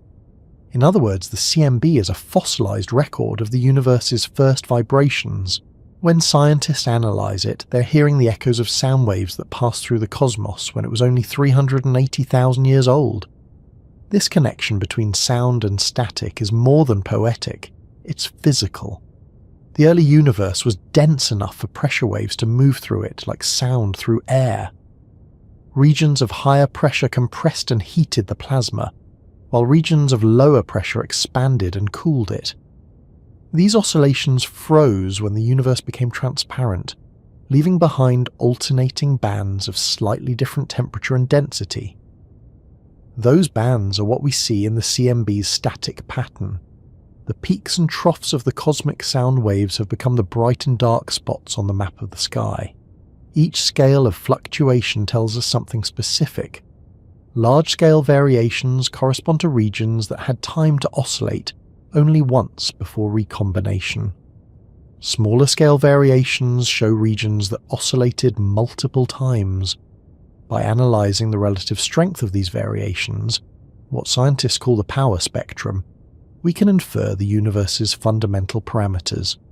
The precise positions of the peaks in that spectrum tell us the density of matter, the rate of expansion, and the nature of dark energy. All that information is encoded in what looks at first glance like noise. It's a remarkable thought, that by studying a pattern of static we can measure the age, shape, and content of the universe. And yet, that's exactly what we've done. The CMB has become the foundation of modern cosmology. It's the starting point for every model and the benchmark against which every theory must be tested. Without it, our understanding of the universe would be speculative. With it, we can describe cosmic history in precise numbers.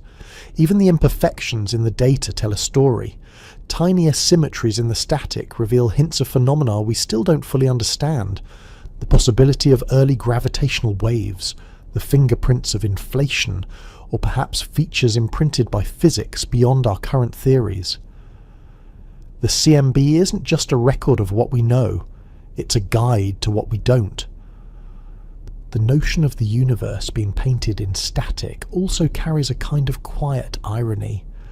When we imagine the cosmos, we picture it as majestic and orderly. Galaxies spiraling, stars burning, light streaming. But its earliest image, the first true photograph of everything, looks like noise, a field of uneven speckles random to the eye but deeply ordered beneath the surface. The universe began not with form but with pattern. The beauty lies not in its neatness but in its precision. The more we study this static, the more we realize that it connects everything. The galaxies we see today, billions of light years apart, share a common ancestry in those tiny ripples. The positions of stars, the formation of planets, even the eventual emergence of life, all of it can be traced back to the fluctuations frozen in the CMB. Every structure that exists, every atom that clumped together to form something larger, follows a path that began as a small deviation in that ancient noise. If you were to condense the entire history of the universe into a single image, it would be that map of cosmic static. The pattern contains everything: the seeds of matter, the rhythm of the early plasma, the curvature of space, the imprint of quantum fluctuations. It's the universe's first memory, captured in radiation instead of words. And as strange as it seems, we're still surrounded by it. Every moment the oldest light washes through space, indifferent to the passage of time, unchanged by the evolution of stars or galaxies. When it passes through us, it doesn't react or slow down. It keeps going, as it always has. The static hums quietly in the background, the universe's faintest song waiting for those who know how to listen. The discovery of this background radiation was, in a way, humanity's first direct connection to the beginning. It showed that the story of the cosmos isn't hidden in distant places, but present everywhere. Every point in space contains the same evidence, the same static, the same ancient light. The universe doesn't keep its history secret, it radiates it constantly. The static, when seen for what it truly is, isn't a blur of interference, it's the most meaningful noise in existence, a perfect pattern of imperfection, frozen in time, whispering the shape of everything that would follow. And as that faint pattern continued to stretch and cool, the universe that produced it began to evolve. Gravity was taking hold, dark matter was drawing structure out of chaos, and the quiet afterglow of creation was becoming the backdrop for new light. The static would remain forever, but within its stillness something dynamic was beginning. The slow and patient growth of form within the vast calm of the cosmic night. The light that filled the universe in its earliest days didn't just drift endlessly into emptiness. It carried information, precise, detailed, and ancient. When we look at the cosmic microwave background today, We aren't just seeing leftover radiation, we're looking at a map, a complete record of how the universe looked when it was less than 400,000 years old. Every point in that faint glow holds data about density, temperature, motion, and geometry. The map is written not in lines or symbols, but in variations of brightness, tiny differences so subtle they could easily be mistaken for noise. Yet together, they form the most comprehensive portrait of the cosmos ever made. It's a map of everything. When scientists first realized what the CMB represented, they understood that decoding it would be like reading the DNA of the universe. The radiation itself is uniform to 1 part in 100,000, but those minuscule fluctuations are crucial. They show where the universe was slightly denser and where it was slightly emptier, where sound waves rippled through the plasma and where gravity was beginning to take hold. They're the fossilized fingerprints of creation, preserved in light that has been travelling for nearly 14 billion years. Creating a map from that light isn't simple. The radiation comes from every direction, faint and constant. To record it, scientists build instruments that can measure temperature variations of just a few millionths of a degree. The data must be collected from above Earth's atmosphere, because even the faintest moisture or heat from the planet can distort the signal. That's why the great cosmic background missions, COBE, DOMAP and Planck, were all sent into space. From their vantage points beyond the atmosphere, they could listen to the sky with unmatched precision, tuning into a frequency that no human sense could ever perceive. The process begins with antennas that scan the sky, pixel by pixel, over months and years. Each measurement records how much radiation arrives from that part of the sky and how its intensity compares to other regions. Once the full sky has been mapped, scientists can transform those raw measurements into a colour-coded image. The warm tones, often shown in red or orange, represent slightly hotter regions, where the early universe was denser. The cool tones, shown in blue, represent slightly cooler regions where it was less dense. These differences are tiny, often no more than a few hundred microkelvins apart, but together they form a precise picture of the early cosmos. At first glance, the resulting map looks like static, a mottled, uneven sphere of coloured speckles. But beneath that randomness lies order. The pattern of fluctuations isn't arbitrary. It follows exact statistical rules predicted by physics. The way those spots are distributed, their average sizes, their correlations across different scales, all of it reflects the physical processes that governed the early universe. The light from recombination carries the imprint of sound waves that rippled through the plasma, the influence of gravity pulling on matter, and even the subtle effects of dark matter shaping how those ripples evolved. The CMB map is not just a snapshot. It's a record of motion, a fossilized rhythm of the universe's first heartbeat. When the first maps were released, they were met with awe. The image produced by COBE in 1992 was coarse by modern standards, but it showed, for the first time, that the early universe had structure. That discovery transformed cosmology from theory to precision science. Suddenly, the Big Bang was not just a model, but a measured event. The variations COBE saw matched exactly what inflationary theory had predicted. Tiny, nearly scale-invariant fluctuations produced by quantum processes in the earliest fractions of a second. Those fluctuations, amplified by cosmic expansion, were the seeds of everything that would later exist. WMAP refined that map with greater resolution. Its data revealed multiple peaks in the power spectrum, patterns corresponding to different scales of oscillation in the early plasma. Each peak carried meaning.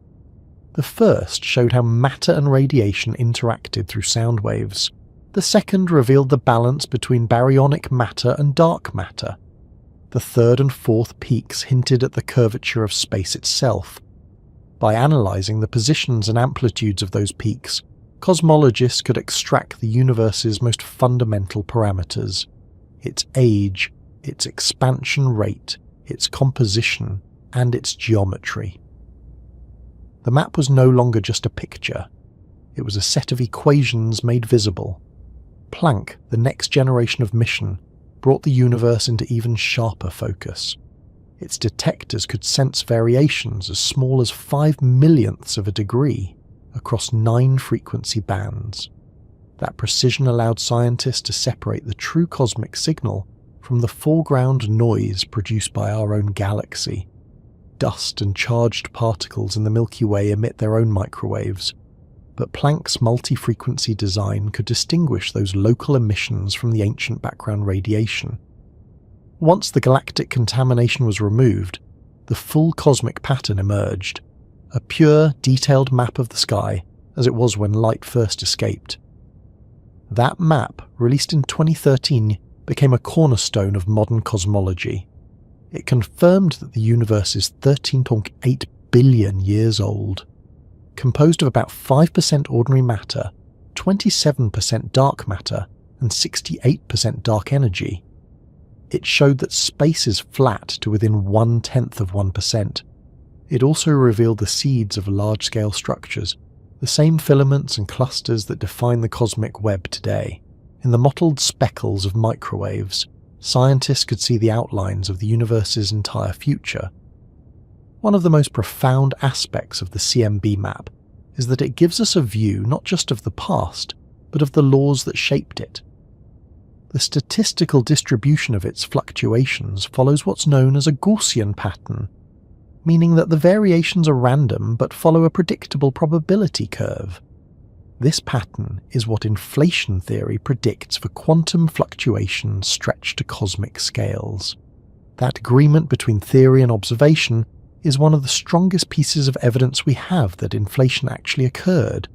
The map of everything is also a map of how physics behaved when space itself was born.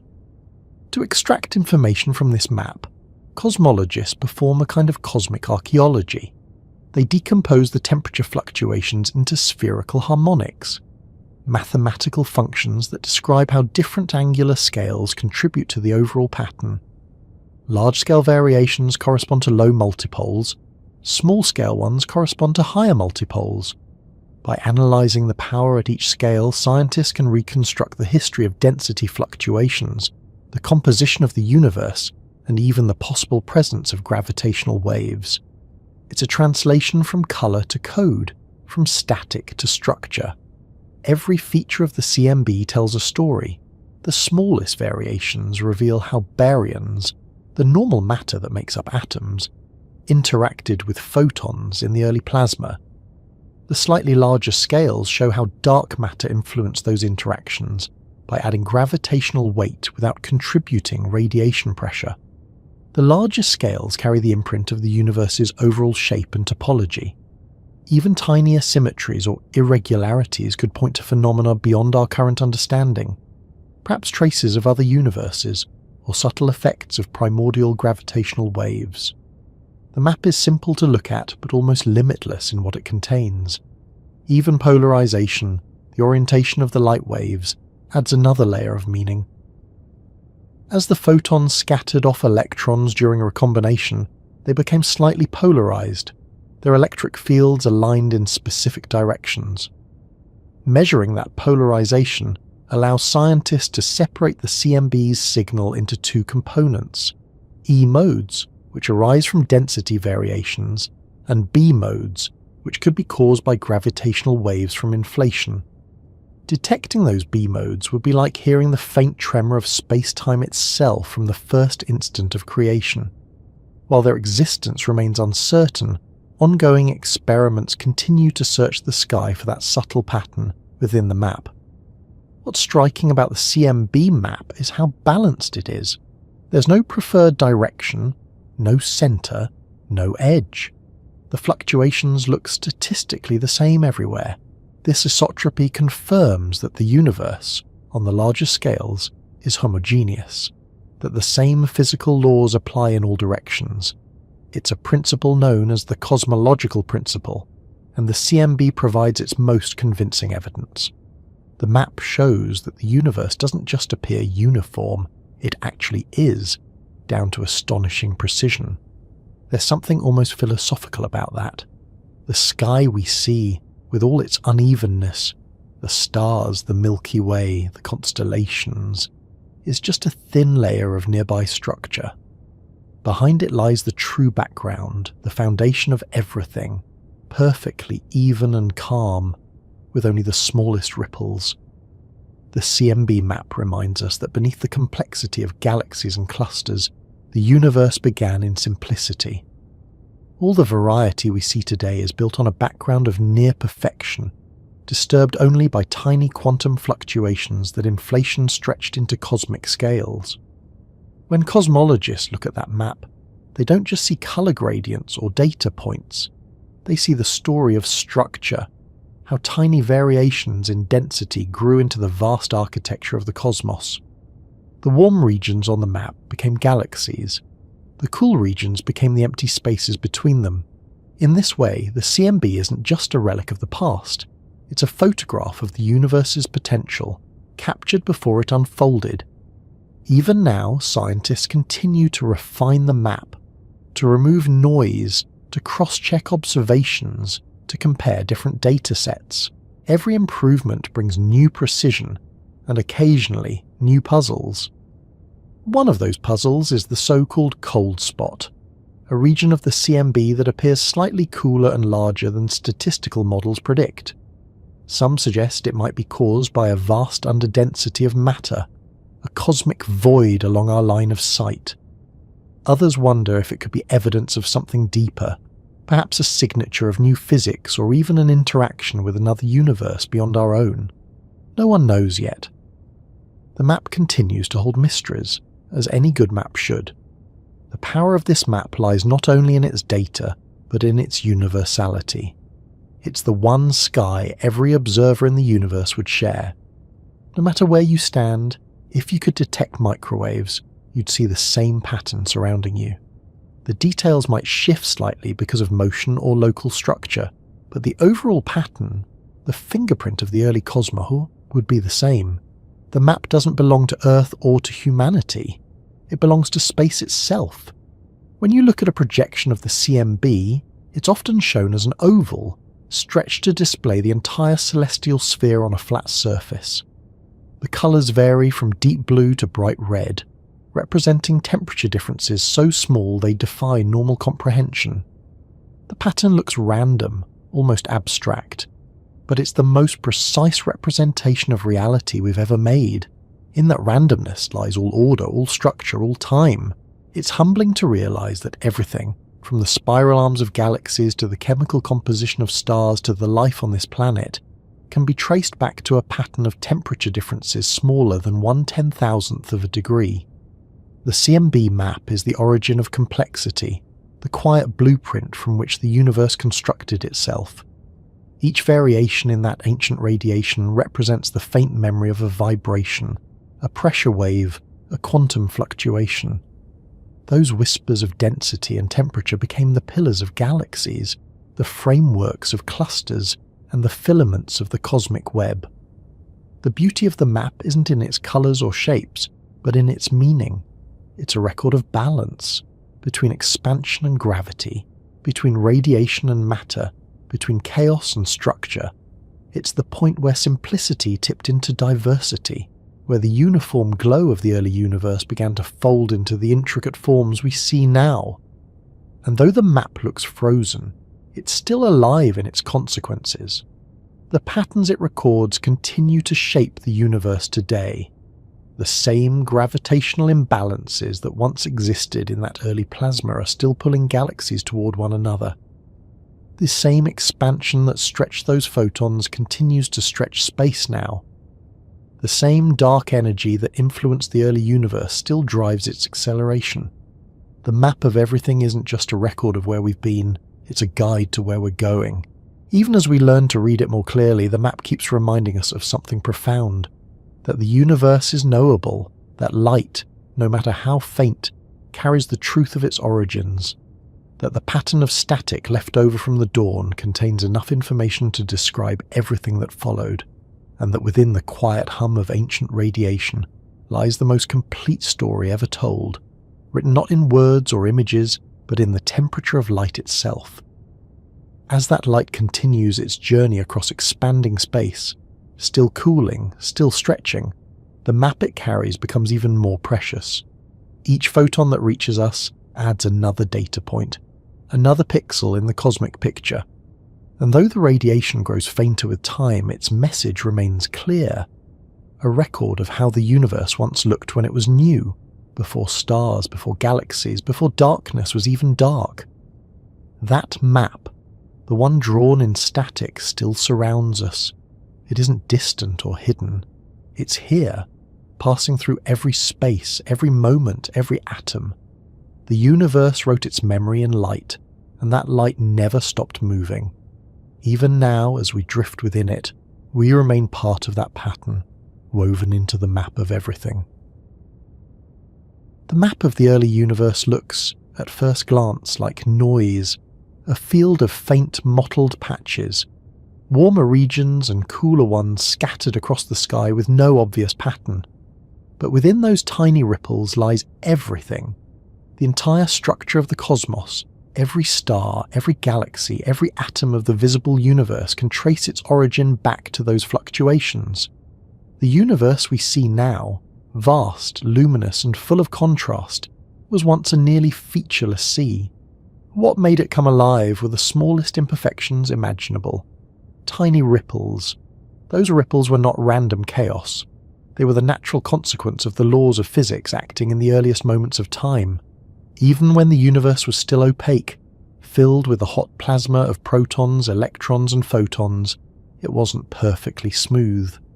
Small variations in density and temperature existed everywhere. They were born from quantum fluctuations, the inevitable jitter of energy that occurs at the smaller scales. In the first fractions of a second after the Big Bang, when the universe was smaller than an atom, those fluctuations were microscopic.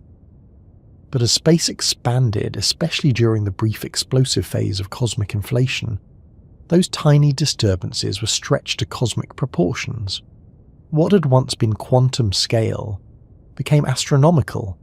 By the time the universe cooled enough for light to move freely, those small variations had become measurable differences in density. Some regions were just a little denser, some a little less. The difference was minuscule, about 1 part in 100,000. Yet that was enough. Gravity, always patient, amplified those variations over billions of years. The slightly denser regions pulled in more matter, and the process built upon itself. Over immense spans of time, those tiny ripples in the early plasma became galaxies, clusters, and the vast cosmic web that defines the structure of everything. When scientists study the cosmic microwave background, those ripples are what they're really looking for. The CMB is almost uniform, but its subtle temperature variations, the warm and cool patches seen in maps from Planck and WMAP, hold the record of those early density differences. The hotter regions correspond to slightly denser zones in the young universe, where gravity was already tugging harder. The cooler regions correspond to less dense zones, where expansion was winning the battle. Each fluctuation is a seed, and together they form the blueprint for all future structure. It's difficult to grasp just how delicate those imbalances were. If the universe had been perfectly smooth, nothing would ever have formed. Gravity would have had no foothold. Matter would have remained evenly distributed forever, a thin gas expanding into infinite nothing. But if the variations had been too large, the universe would have collapsed in on itself before stars or galaxies could form. The balance had to be almost perfect, irregular enough to allow structure but smooth enough to remain stable. The fact that the fluctuations fall within exactly that narrow range is one of the most remarkable coincidences in nature. It's as though the universe tuned itself to the threshold between chaos and emptiness. In the early plasma, those ripples weren't just static differences. They moved. They oscillated like sound waves travelling through air, compressing and rarefying as radiation pressure and gravity pulled against each other. These acoustic oscillations left their fingerprints on the CMB. When the universe became transparent, those oscillations froze in place, and the pattern of the ripples was preserved in the light. We can still see that frozen sound in the temperature variations across the sky. It's a fossil of motion, a memory of how the early universe vibrated before it became transparent.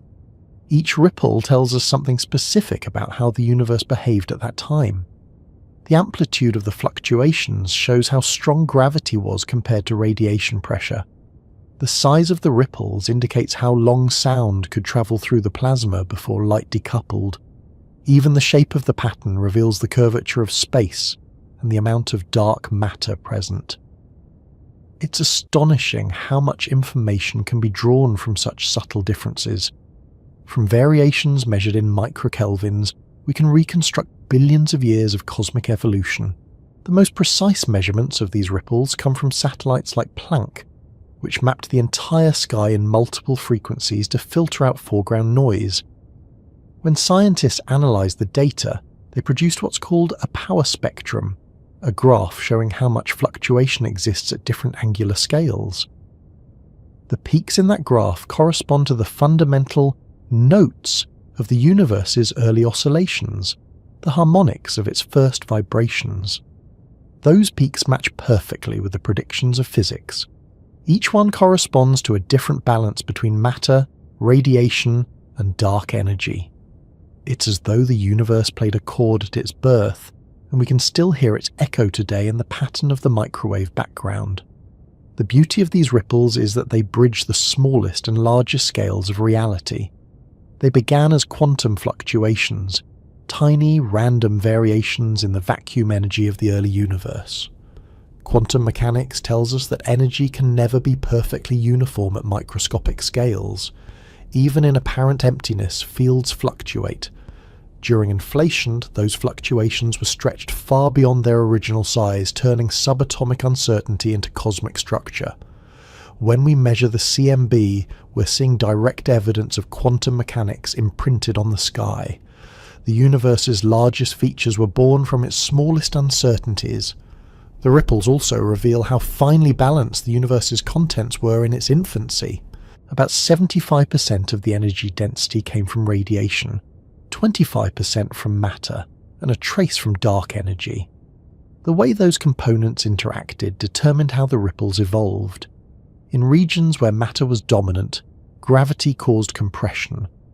Where radiation dominated, pressure resisted that collapse. The interplay between the two created standing waves, regions of compression and rarefaction frozen into the CMB pattern. By analysing these, scientists can infer not just how the universe looked, but how it behaved moment by moment as it expanded and cooled. When you look at a CMB map, you're seeing a snapshot of the universe's texture just after it became transparent. The bright patches are places where matter and radiation were slightly denser, the dark patches where they were less so. The scale of those patterns, the average size of a fluctuation, corresponds to about 1 degree on the sky, which equals several 100,000 light-years at the time of recombination. From that scale, we can deduce the sound horizon, the maximum distance a sound wave could have travelled through the early plasma. That distance acts as a kind of standard ruler for cosmology. By comparing it to similar patterns seen in the distribution of galaxies today, we can measure how the universe has expanded over time. Those tiny ripples, then, are not just relics, they're tools. They let us calculate the rate of expansion, the age of the universe, and even the mysterious properties of dark energy that drive cosmic acceleration. The faint irregularities in the microwave background are the calibration marks of the cosmos, the baseline against which all other measurements are compared. Without them, we would have no cosmic scale. It's fascinating to realise that these ripples also set the stage for temperature itself. When the universe was perfectly uniform, there was no difference between one region and another, no gradients, no flows, no definition of heat in the way we experience it.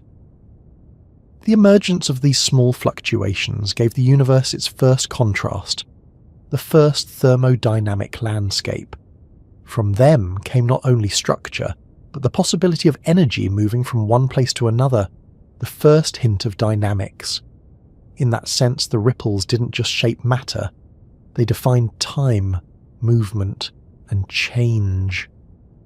When cosmologists refer to the CMB as the baby picture of the universe, they mean it literally.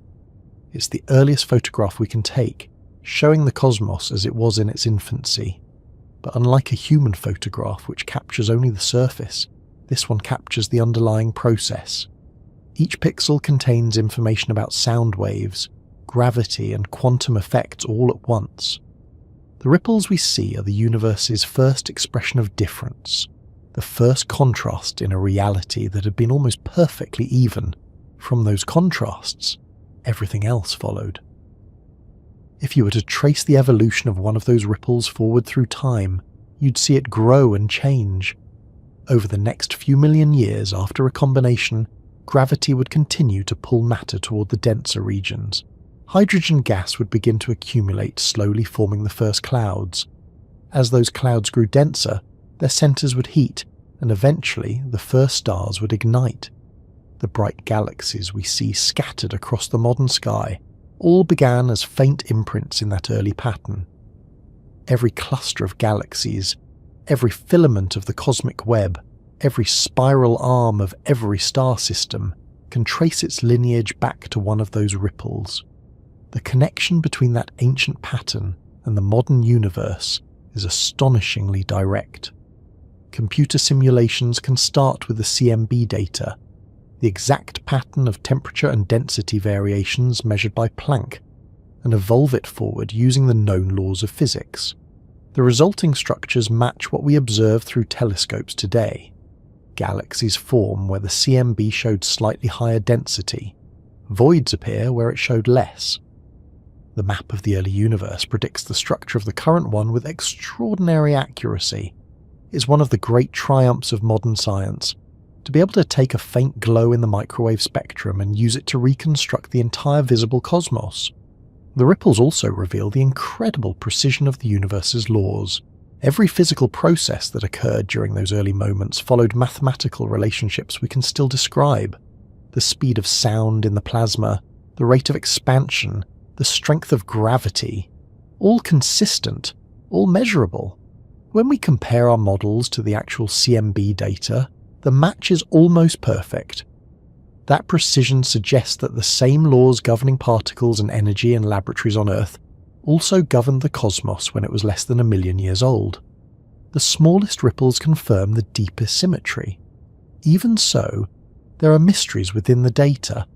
Some regions of the CMB show slight asymmetries, a tiny excess of power on one side of the sky compared to the other.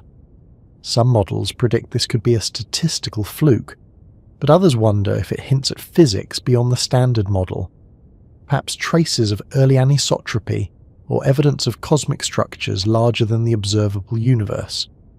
There's also the question of non-Gaussianity, the possibility that the fluctuations are not perfectly random, but carry subtle correlations that could reveal how inflation operated. The ripples contain clues we haven't yet learned to read. For all its technical depth, though, the essential truth remains simple. Without those ripples, nothing would exist. They're the imperfections that made perfection interesting, the differences that allowed gravity to sculpt matter into stars and galaxies. The entire history of structure formation, from the first hydrogen clouds to the vast web of galaxies spanning billions of light years, began with those tiny variations in the temperature of ancient light. It's humbling to think that the universe's immense diversity, the beauty of nebulae, the complexity of planetary systems, the emergence of life, all stems from fluctuations smaller than 1/10,000th of a degree. The same laws that produce those ripples are still at work today, continuing to shape galaxies, stars, and the space between them. The ripples are not a relic of the past, they are the foundation of the present. As the universe continued to expand and cool, those patterns remained imprinted in the radiation, but the matter within them began to evolve. The photons kept travelling, stretching into microwaves, forming the cosmic background that still surrounds us. The matter condensed, dark matter halos formed, and the stage was set for light to return, not as the uniform glow of the CMB, but as the first stars flickering into existence. The cosmic dawn was approaching, built entirely upon the faint ripples left behind. The meaning hidden within those tiny variations reaches beyond physics. It speaks to a principle that runs through everything, that small differences, amplified by time, can create immense complexity. The universe didn't begin with grand design or structure. It began with randomness shaped by law, magnified by gravity, and unfolded through time. From that randomness came everything that breathes, moves, and wonders. The ripples that once spread through the plasma of the young universe carried more than the seeds of structure. Hidden within them was the shape of space itself. When scientists look at the cosmic microwave background today, they're not just studying the faint variations in temperature, they're measuring the geometry of everything.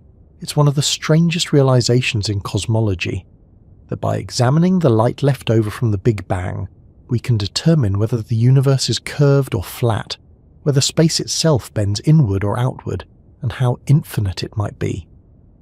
The map of ancient light becomes, in this way, a ruler for the universe's deepest architecture.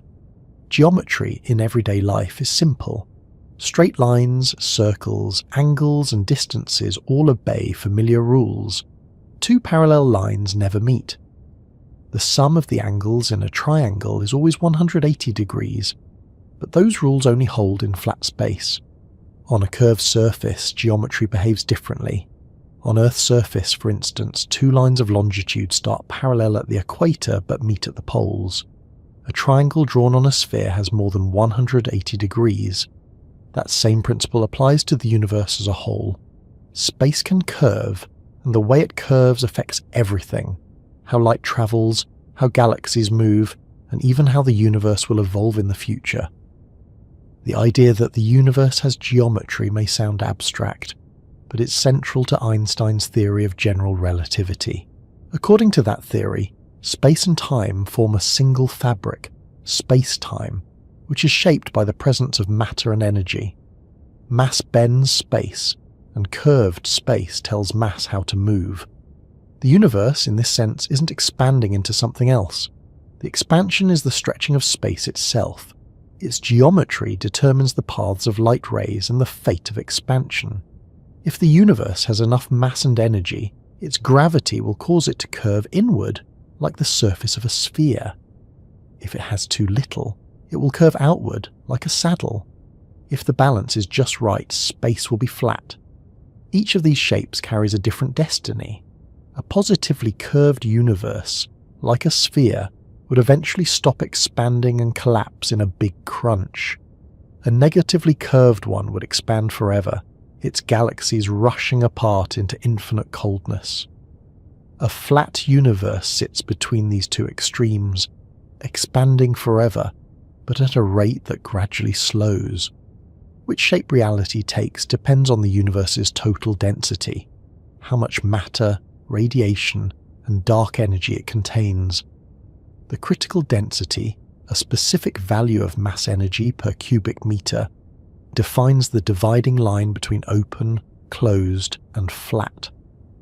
For decades, scientists debated which description applied to our cosmos. Theories alone couldn't decide it. What was needed was a way to measure the geometry directly. That's where the cosmic microwave background came in. The CMB provides not only a record of temperature fluctuations, but also a set of standard lengths, patterns of known physical size imprinted at the time of recombination. The most important of these is the sound horizon, the maximum distance that a sound wave could have travelled through the early plasma before light decoupled. That distance is known precisely from physics. By observing how large that feature appears on the sky today, we can infer the curvature of space. If space is flat, the sound horizon will subtend an angle of about 1 degree on the sky. If space is positively curved, it will appear larger because light paths converge. If space is negatively curved, it will appear smaller because light paths diverge. Measuring that angle with high precision tells us whether the universe bends, and if so, how much. The first satellite to attempt this measurement was WMAP, which mapped the entire sky in microwaves for nearly a decade. When scientists analysed its data, they found that the characteristic scale of the temperature fluctuations matched the prediction for a flat universe almost perfectly. Planck, with even greater precision, later confirmed it. The geometry of the universe, on the largest observable scales, is flat to within a fraction of 1%. Parallel lines, stretched across billions of light years, remain parallel. Triangles drawn with cosmic edges still add up to 180 degrees. Flatness doesn't necessarily mean infinity, but it strongly hints at it. In a perfectly flat universe, space extends without curvature or boundary. It could, in principle, go on forever. Yet because we can only observe so far, limited by the finite age of light, we can never know for sure whether the universe is truly infinite or merely very large. The observable universe, the region from which light has had time to reach us since the Big Bang, is about 93 billion light-years across. Beyond that horizon, the universe may continue endlessly or curve back on itself in ways we can't detect.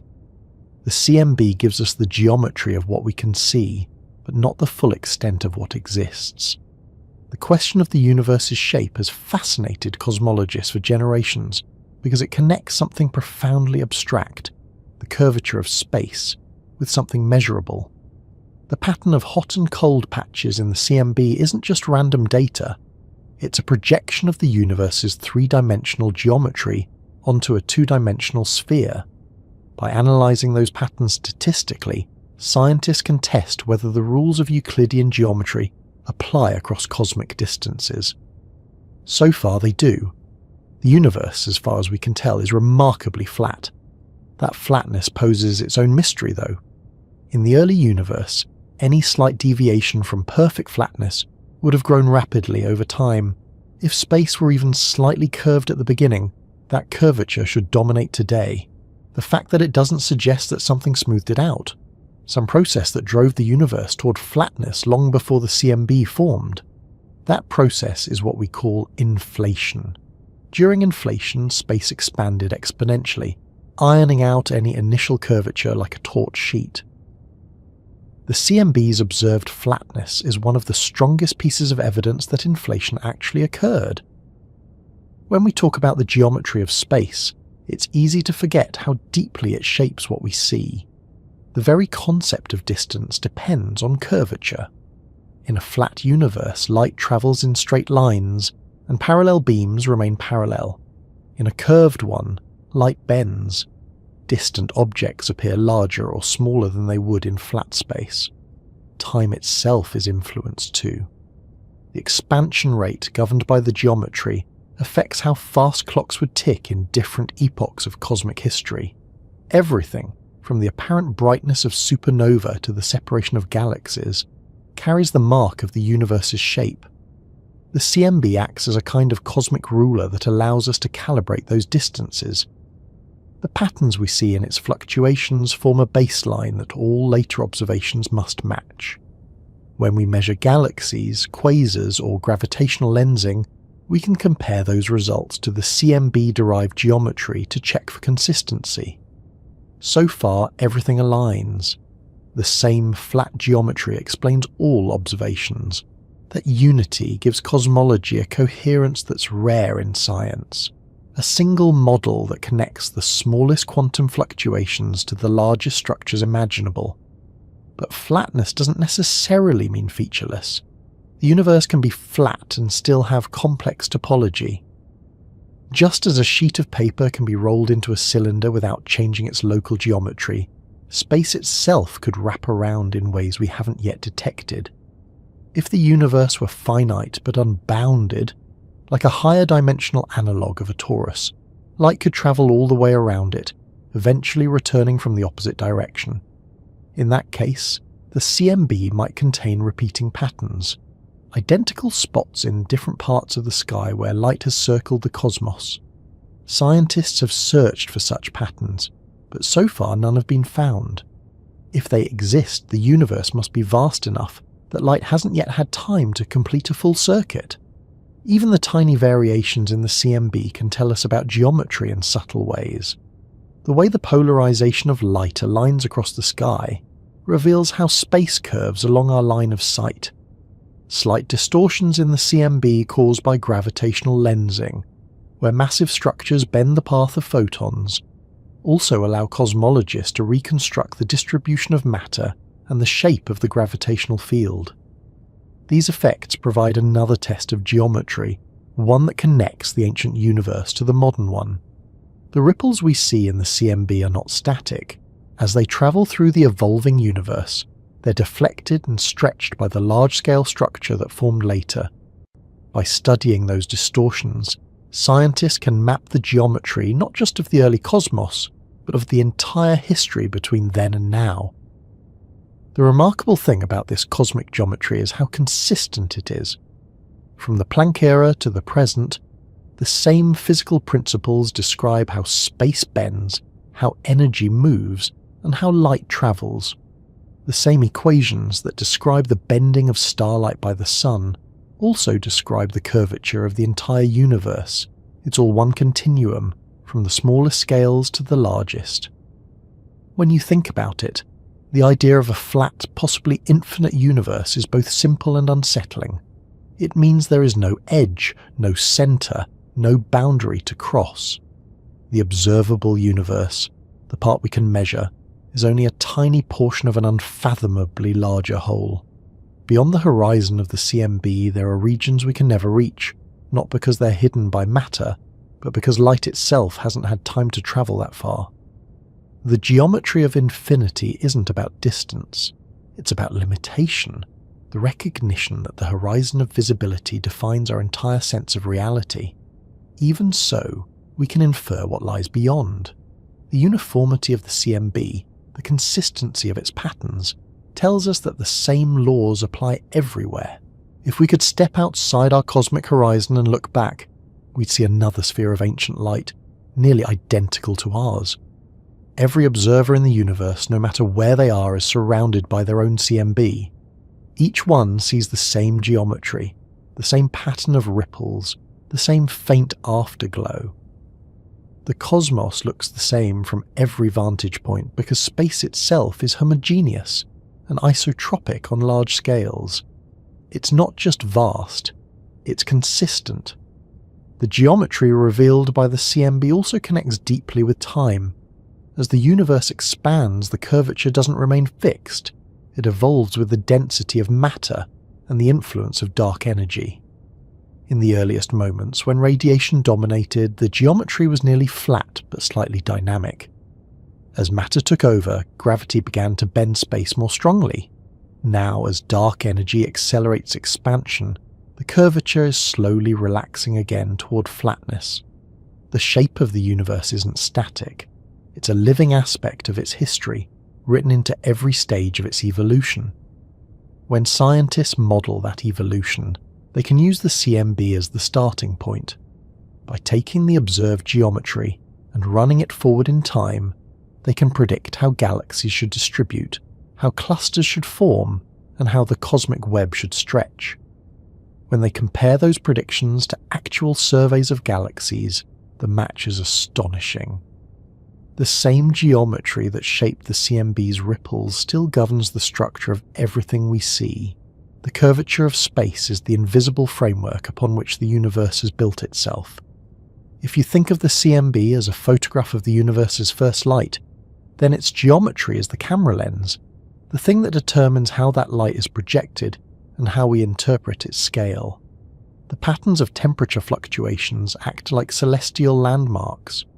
By measuring their apparent size and spacing, cosmologists can reconstruct the underlying shape of space.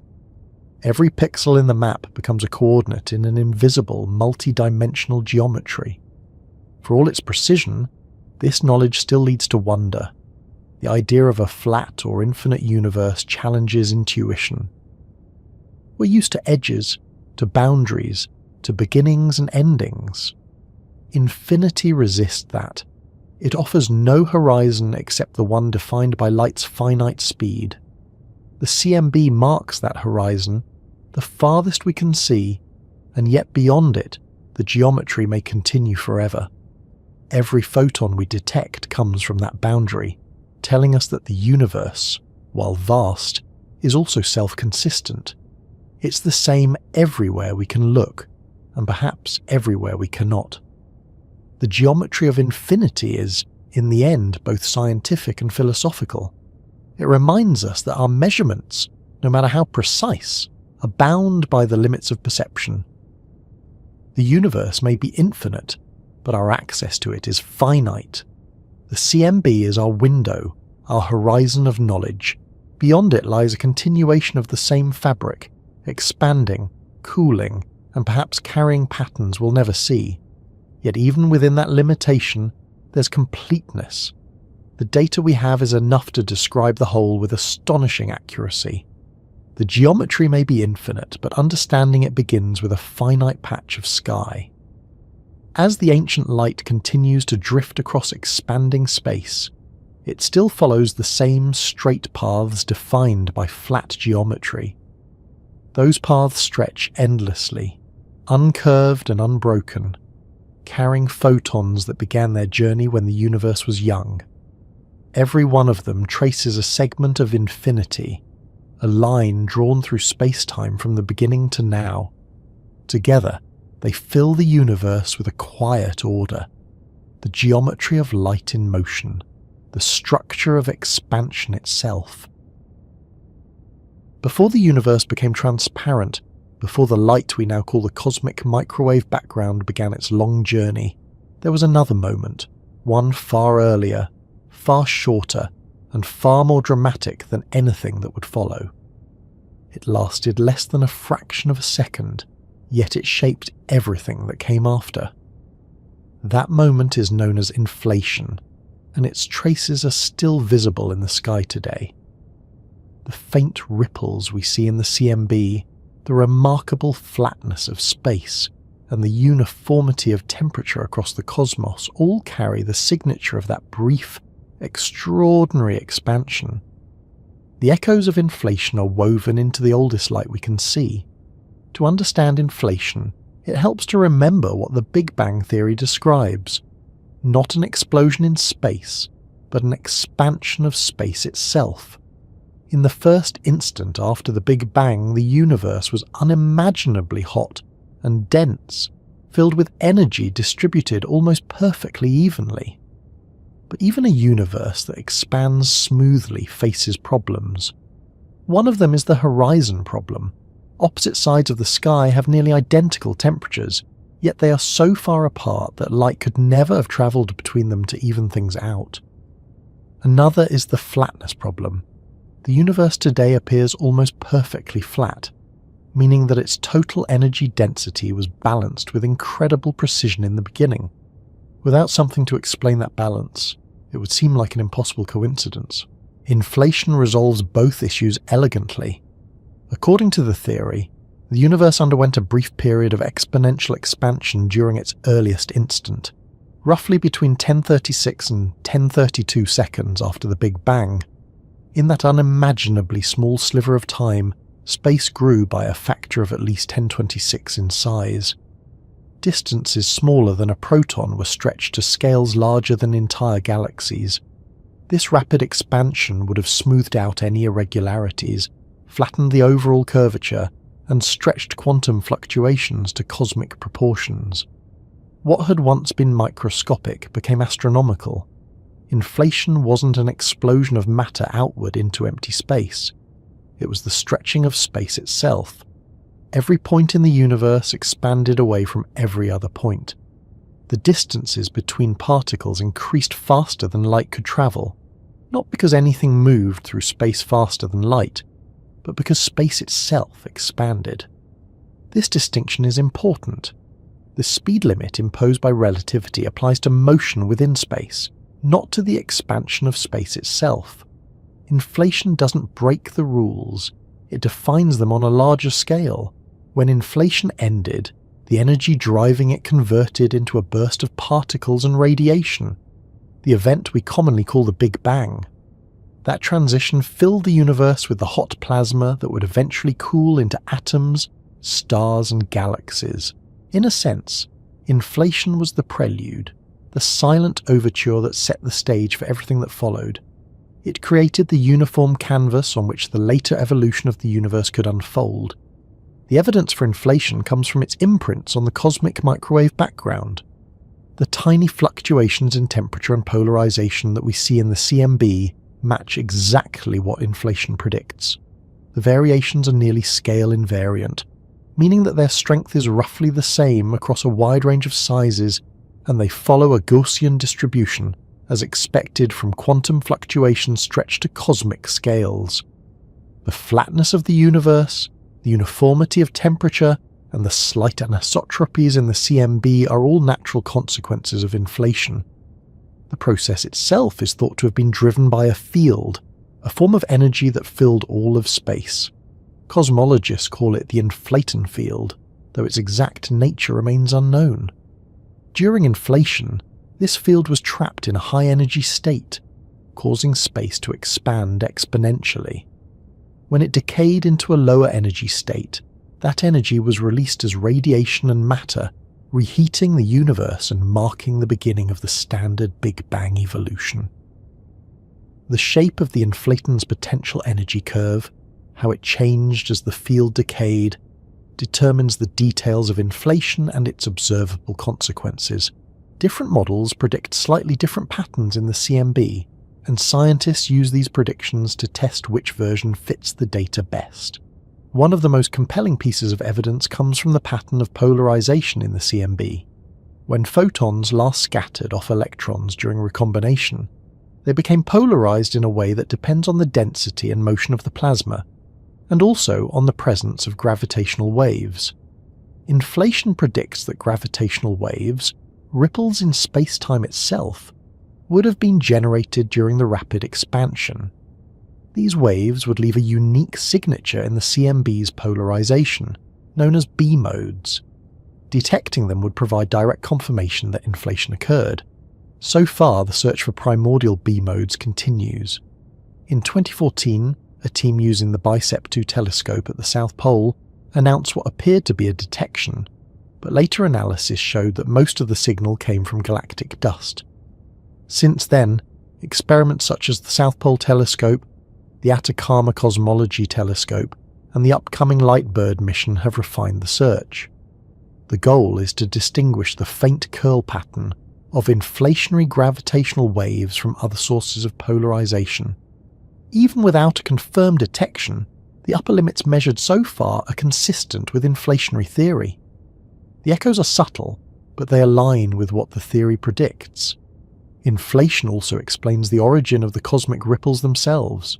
Quantum mechanics tells us that even empty space is not truly empty. It seethes with fluctuations, tiny variations in energy that appear and disappear constantly.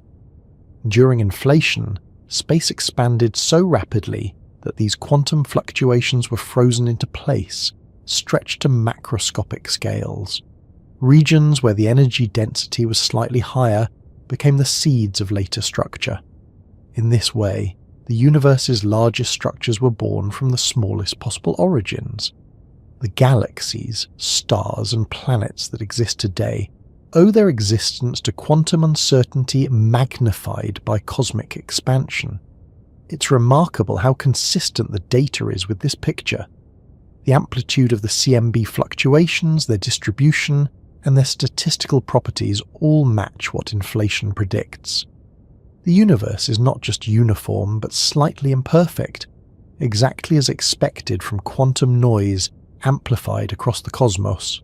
The balance between smoothness and structure, between emptiness and form, is the signature of inflation written across the sky. Even the overall flatness of space, the geometry we measured in the previous section, is a natural consequence of inflation. During exponential expansion, any initial curvature would have been stretched to near flatness, just as the surface of a balloon looks flatter the more it's inflated. If the universe had even a tiny amount of curvature before inflation, it would now be imperceptible. That prediction matches our observations perfectly. The universe we see is flat because inflation made it so. Yet inflation, for all its success, raises profound questions. What caused it to start and what caused it to stop? If it began with a field trapped in a high-energy state, what set that state in motion? What if inflation never stopped completely, but continued in other regions beyond our observable universe? Some versions of inflation theory suggest that our universe is just one bubble in a vast multiverse, a patch of space where inflation ended while continuing elsewhere. In that picture, space is eternally expanding, creating new regions where the process repeats. Each region could have different physical constants, different laws, even different dimensions. Our observable universe would then be just one local echo in an infinite cosmic symphony. Whether or not that's true, the evidence we can see remains the same. The CMB carries the imprint of an early, rapid expansion that set the universe on its current path. The echoes of inflation are visible in every direction, not as sound but as structure, temperature and light. Each warm and cool patch in the microwave background is a frozen memory of that expansion, the result of quantum fluctuations stretched across the cosmos. Inflation also tells us something profound about the nature of time. During that brief moment, the universe didn't just grow, it reset. Any pre-existing irregularities were erased, any previous structures smoothed away. What we call the beginning may not have been the absolute start of everything, but rather the start of the universe as we can observe it. Inflation wiped the slate clean, giving rise to the conditions necessary for the Big Bang to unfold as it did. Before that, if there was a before, space and time themselves may have existed in a very different form. The CMB in this sense marks not the first moment, but the first visible moment, the point where history became measurable. The concept of inflation also bridges physics at every scale. It connects quantum mechanics, the theory of the very small, with cosmology, the science of the very large. The fluctuations that began as quantum events became the structure of galaxies. The energy of a microscopic field determined the geometry of the universe. The smoothness of space on cosmic scales reflects the randomness of particles smaller than atoms. In that connection lies one of the deepest insights of modern science, that the universe's vastness and its minuteness are two sides of the same coin. Every measurement of the CMB continues to refine our understanding of this process.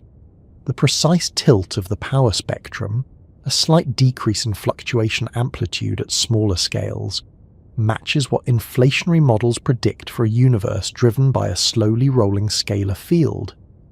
The near-perfect Gaussian distribution of fluctuations shows that they originated from quantum processes rather than chaotic initial conditions. Even the small deviations from perfection hint at the physics of the inflaton field, how it decayed, how quickly inflation ended, and how the universe reheated afterward. Reheating itself was a remarkable event. When inflation ended, the potential energy of the inflaton field converted into a burst of particles, filling space with radiation and matter. Temperatures soared to unimaginable levels, perhaps as high as 1027 Kelvin. In that instant, the universe was reborn as a hot, dense plasma, beginning the phase we call the Big Bang. The smooth, empty expanse created by inflation became a cauldron of creation once again.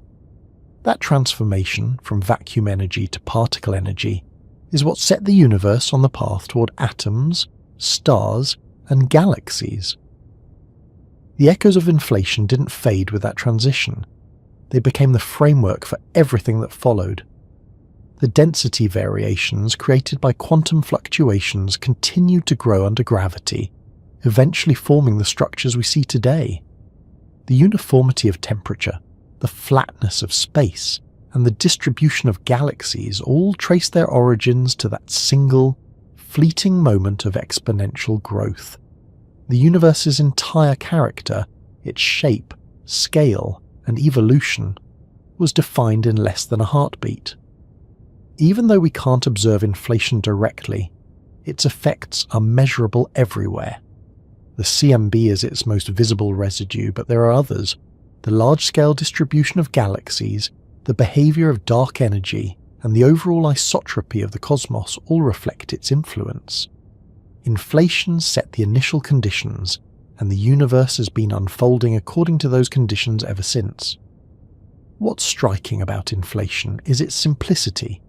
It requires only that space contain a form of energy that remains roughly constant as it expands.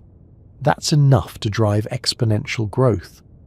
Yet from that simple principle emerges a universe filled with complexity, a cosmos with billions of galaxies, each containing billions of stars spread across billions of light years. The difference between the smooth energy of inflation and the structured universe we see today is time, governed by physics. In many ways, inflation was the first act of creation in the observable sense, not the beginning of existence itself, but the beginning of order. It took whatever chaos or randomness may have existed and stretched it into coherence. The result was a universe balanced on the edge of perfection, smooth enough to be stable, uneven enough to create. Those uneven patches, faint and ancient, are what we now detect as ripples in the CMB. They are the echoes of inflation, written into the oldest light in existence. When scientists look at the CMB, they are, in a sense, looking at the boundary between the visible universe and the unseeable inflationary past. The faint microwaves that reach us from that horizon are the first photons to travel freely through space, but their pattern was shaped by events that happened long before light existed. The geometry of the sky, the size of its ripples, the tilt of its spectrum, all are messages from that earlier era, translated into the language of light. The echoes of inflation are not loud. They are subtle, embedded in temperature differences of millionths of a degree, in polarization patterns that require years of observation to detect. Yet they speak across 14 billion years of cosmic history, carrying the memory of a moment that lasted less than a trillionth of a second. The contrast between brevity and consequence is what makes inflation so remarkable. It was a brief silence that set the rhythm for everything that would follow, and as the universe continued to expand and cool, the light that carried those echoes began its long, unbroken journey. It would pass through the forming galaxies, through the growing cosmic web, through clusters of stars and the darkness between them. It would keep travelling, losing energy to expansion, shifting to longer wavelengths, cooling but never ceasing. Even now that same ancient light reaches us, bearing the faint, persistent imprint of the universe's first expansion. In that light, the universe tells its story of how infinity took shape, how flatness was achieved, and how the smallest quantum fluctuations became the structure of everything. Inflation may have ended long ago, but its resonance remains. Every measurement, every map, every photon of the cosmic microwave background is one more echo from that moment, still crossing the silent geometry of space, still carrying the trace of the universe's earliest breath. The light that fills the universe carries more than warmth and memory. It carries direction. Every photon that has crossed the cosmos since those first moments of transparency has an orientation, a subtle alignment imprinted upon it by the forces it met along the way.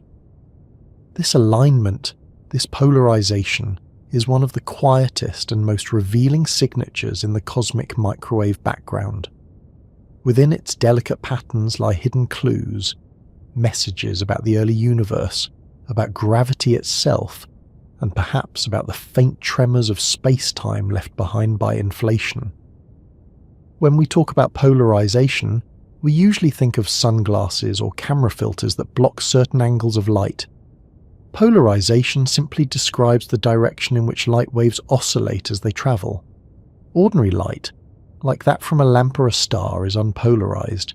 Its waves vibrate in all directions, but under certain conditions light can become polarized, meaning the vibrations align more strongly in one direction. On Earth, sunlight becomes partially polarized when it scatters off molecules in the atmosphere. The same process occurred in the early universe, but on a cosmic scale. After recombination, when electrons and protons joined to form neutral atoms, the universe became transparent. Yet some photons still scattered off the remaining free electrons. When light scatters, its electric field can become aligned depending on the geometry of the interaction. If the radiation around an electron has equal intensity from every direction, there's no preferred alignment. But if the radiation is slightly uneven, if one direction is brighter or denser, the scattered light becomes polarized. That's what happened in the young universe. The same small fluctuations in density that created the temperature variations in the CMB also caused differences in the intensity of radiation arriving at each point. As photons scattered, those differences produced a faint but measurable polarization in the background light. The polarization pattern is incredibly subtle, thousands of times weaker than the temperature variations themselves, but it carries unique information. Where temperature fluctuations reveal the density and velocity of the early plasma, polarization traces the motion of that plasma and the geometry of the last scattering surface, the spherical shell from which the CMB photons last interacted. The orientation of the polarization tells us how matter was moving and how gravity shaped those motions. By mapping it, scientists can reconstruct the flow of the universe as it was nearly 14 billion years ago. Polarization in the CMB can be separated into two distinct types, E modes and B modes. The distinction comes from how the polarization pattern curls or doesn't curl across the sky. E modes, named by analogy to electric fields, form smooth, radial or circular patterns without any twist. They are produced primarily by density variations, the same acoustic oscillations that shape the temperature map. B modes, named by analogy to magnetic fields, form swirling, curl-like patterns. They require something more than simple density variations. The only known processes that can create B modes on large scales are gravitational waves or gravitational lensing, the bending of light by mass. E modes were detected first. In 2002, the Degree Angular Scale Interferometer (DESI) experiment in Antarctica made the first successful measurement of polarization in the CMB. It confirmed a key prediction of cosmology, that the same sound waves responsible for temperature fluctuations also produced polarized light.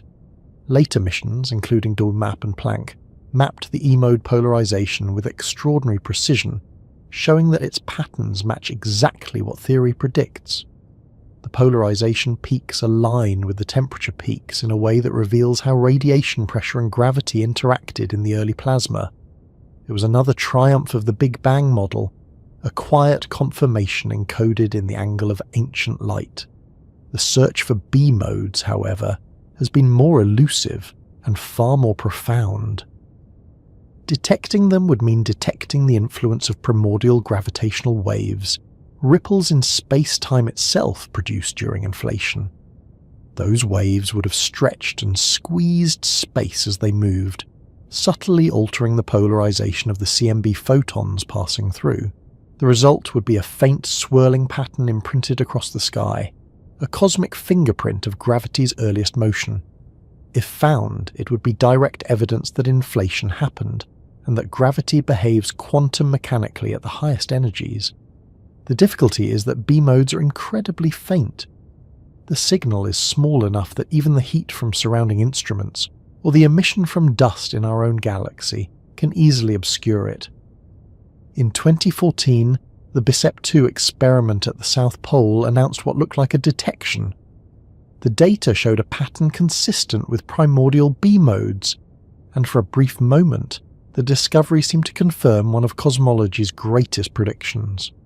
But further analysis revealed that much of the signal came from galactic dust, tiny grains of material aligned by magnetic fields, emitting their own polarized microwaves. Once that foreground contamination was removed, the evidence for primordial B modes disappeared.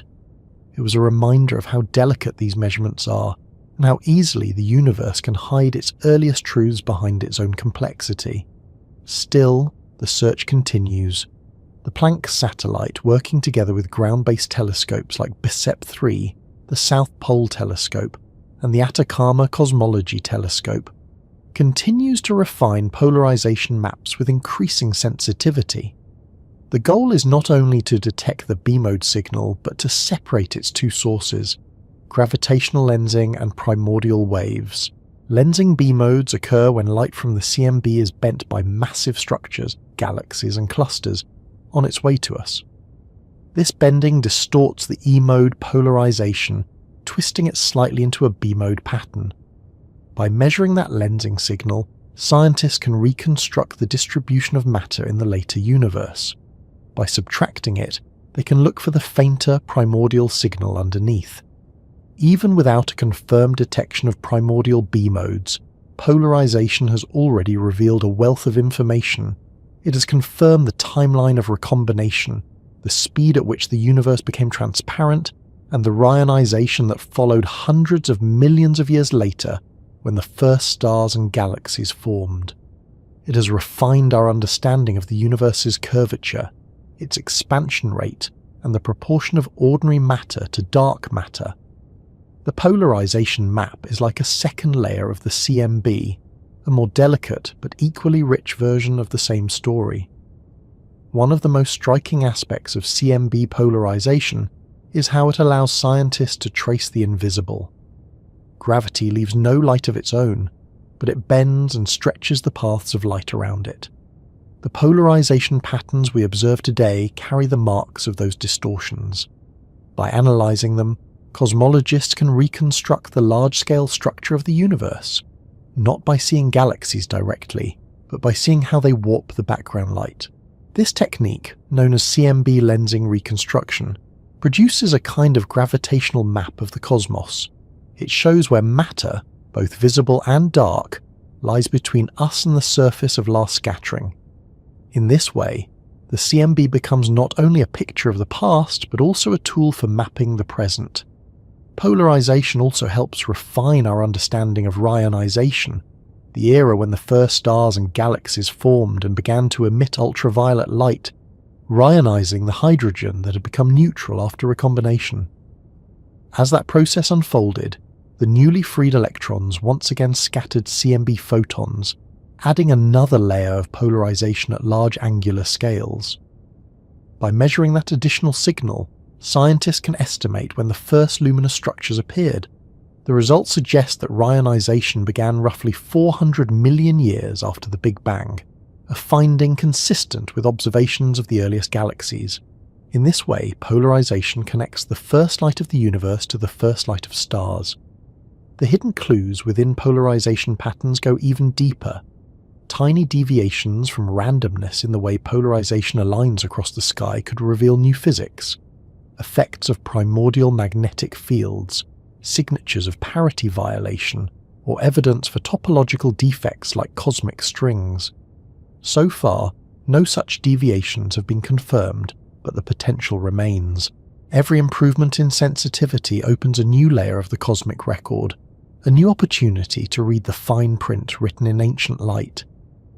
The complexity of measuring and interpreting polarization is extraordinary. The signal itself is faint, but the noise, from our own atmosphere, from galactic dust, from the instruments themselves, is strong. Extracting truth from that noise requires years of careful observation, cross-correlation, and calibration. Yet the effort is worth it. Polarization is one of the few tools we have to peer into the universe's first instance. It bridges the visible and the invisible, the early and the late, the known and the unknown. There's something almost poetic in the idea that the universe, which began in brightness too intense for light to escape, now whispers its secrets in the angle of polarization. The same photons that once bounced endlessly within the primordial fog now carry with them a record of every encounter, every scattering, every distortion they experienced on their journey. In their orientation, we can read the story of the universe's expansion, its geometry, and its invisible scaffolding of gravity.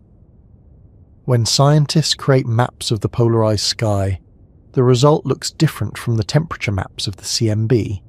Instead of random patches of colour, they show a web of filaments and swirls, lines indicating the direction of polarization at each point. It's a visual record of motion, of how matter moved and how light scattered billions of years ago.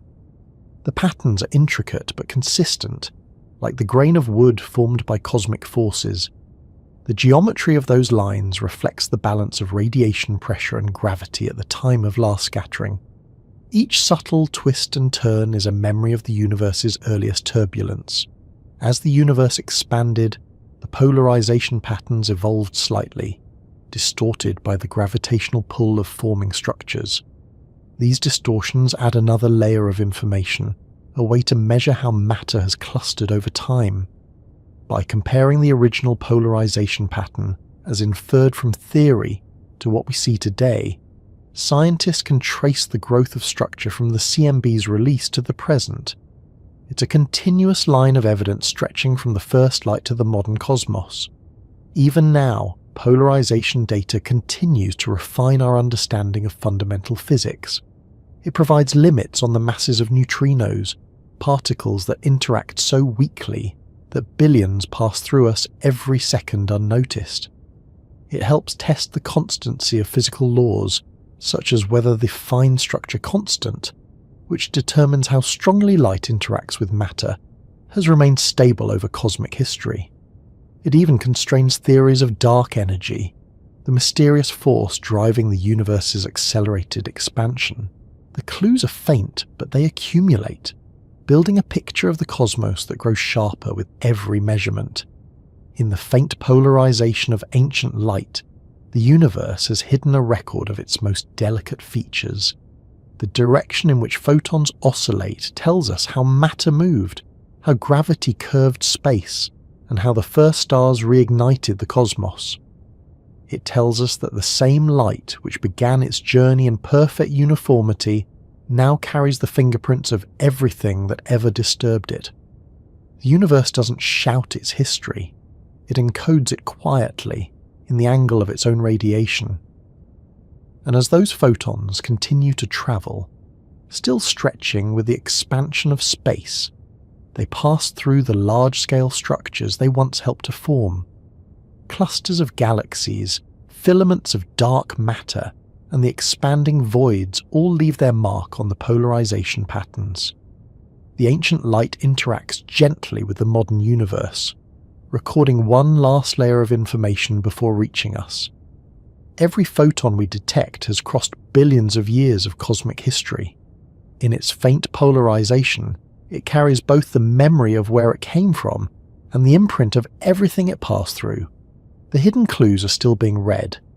Each new observation adds resolution, removes noise, and refines what we know.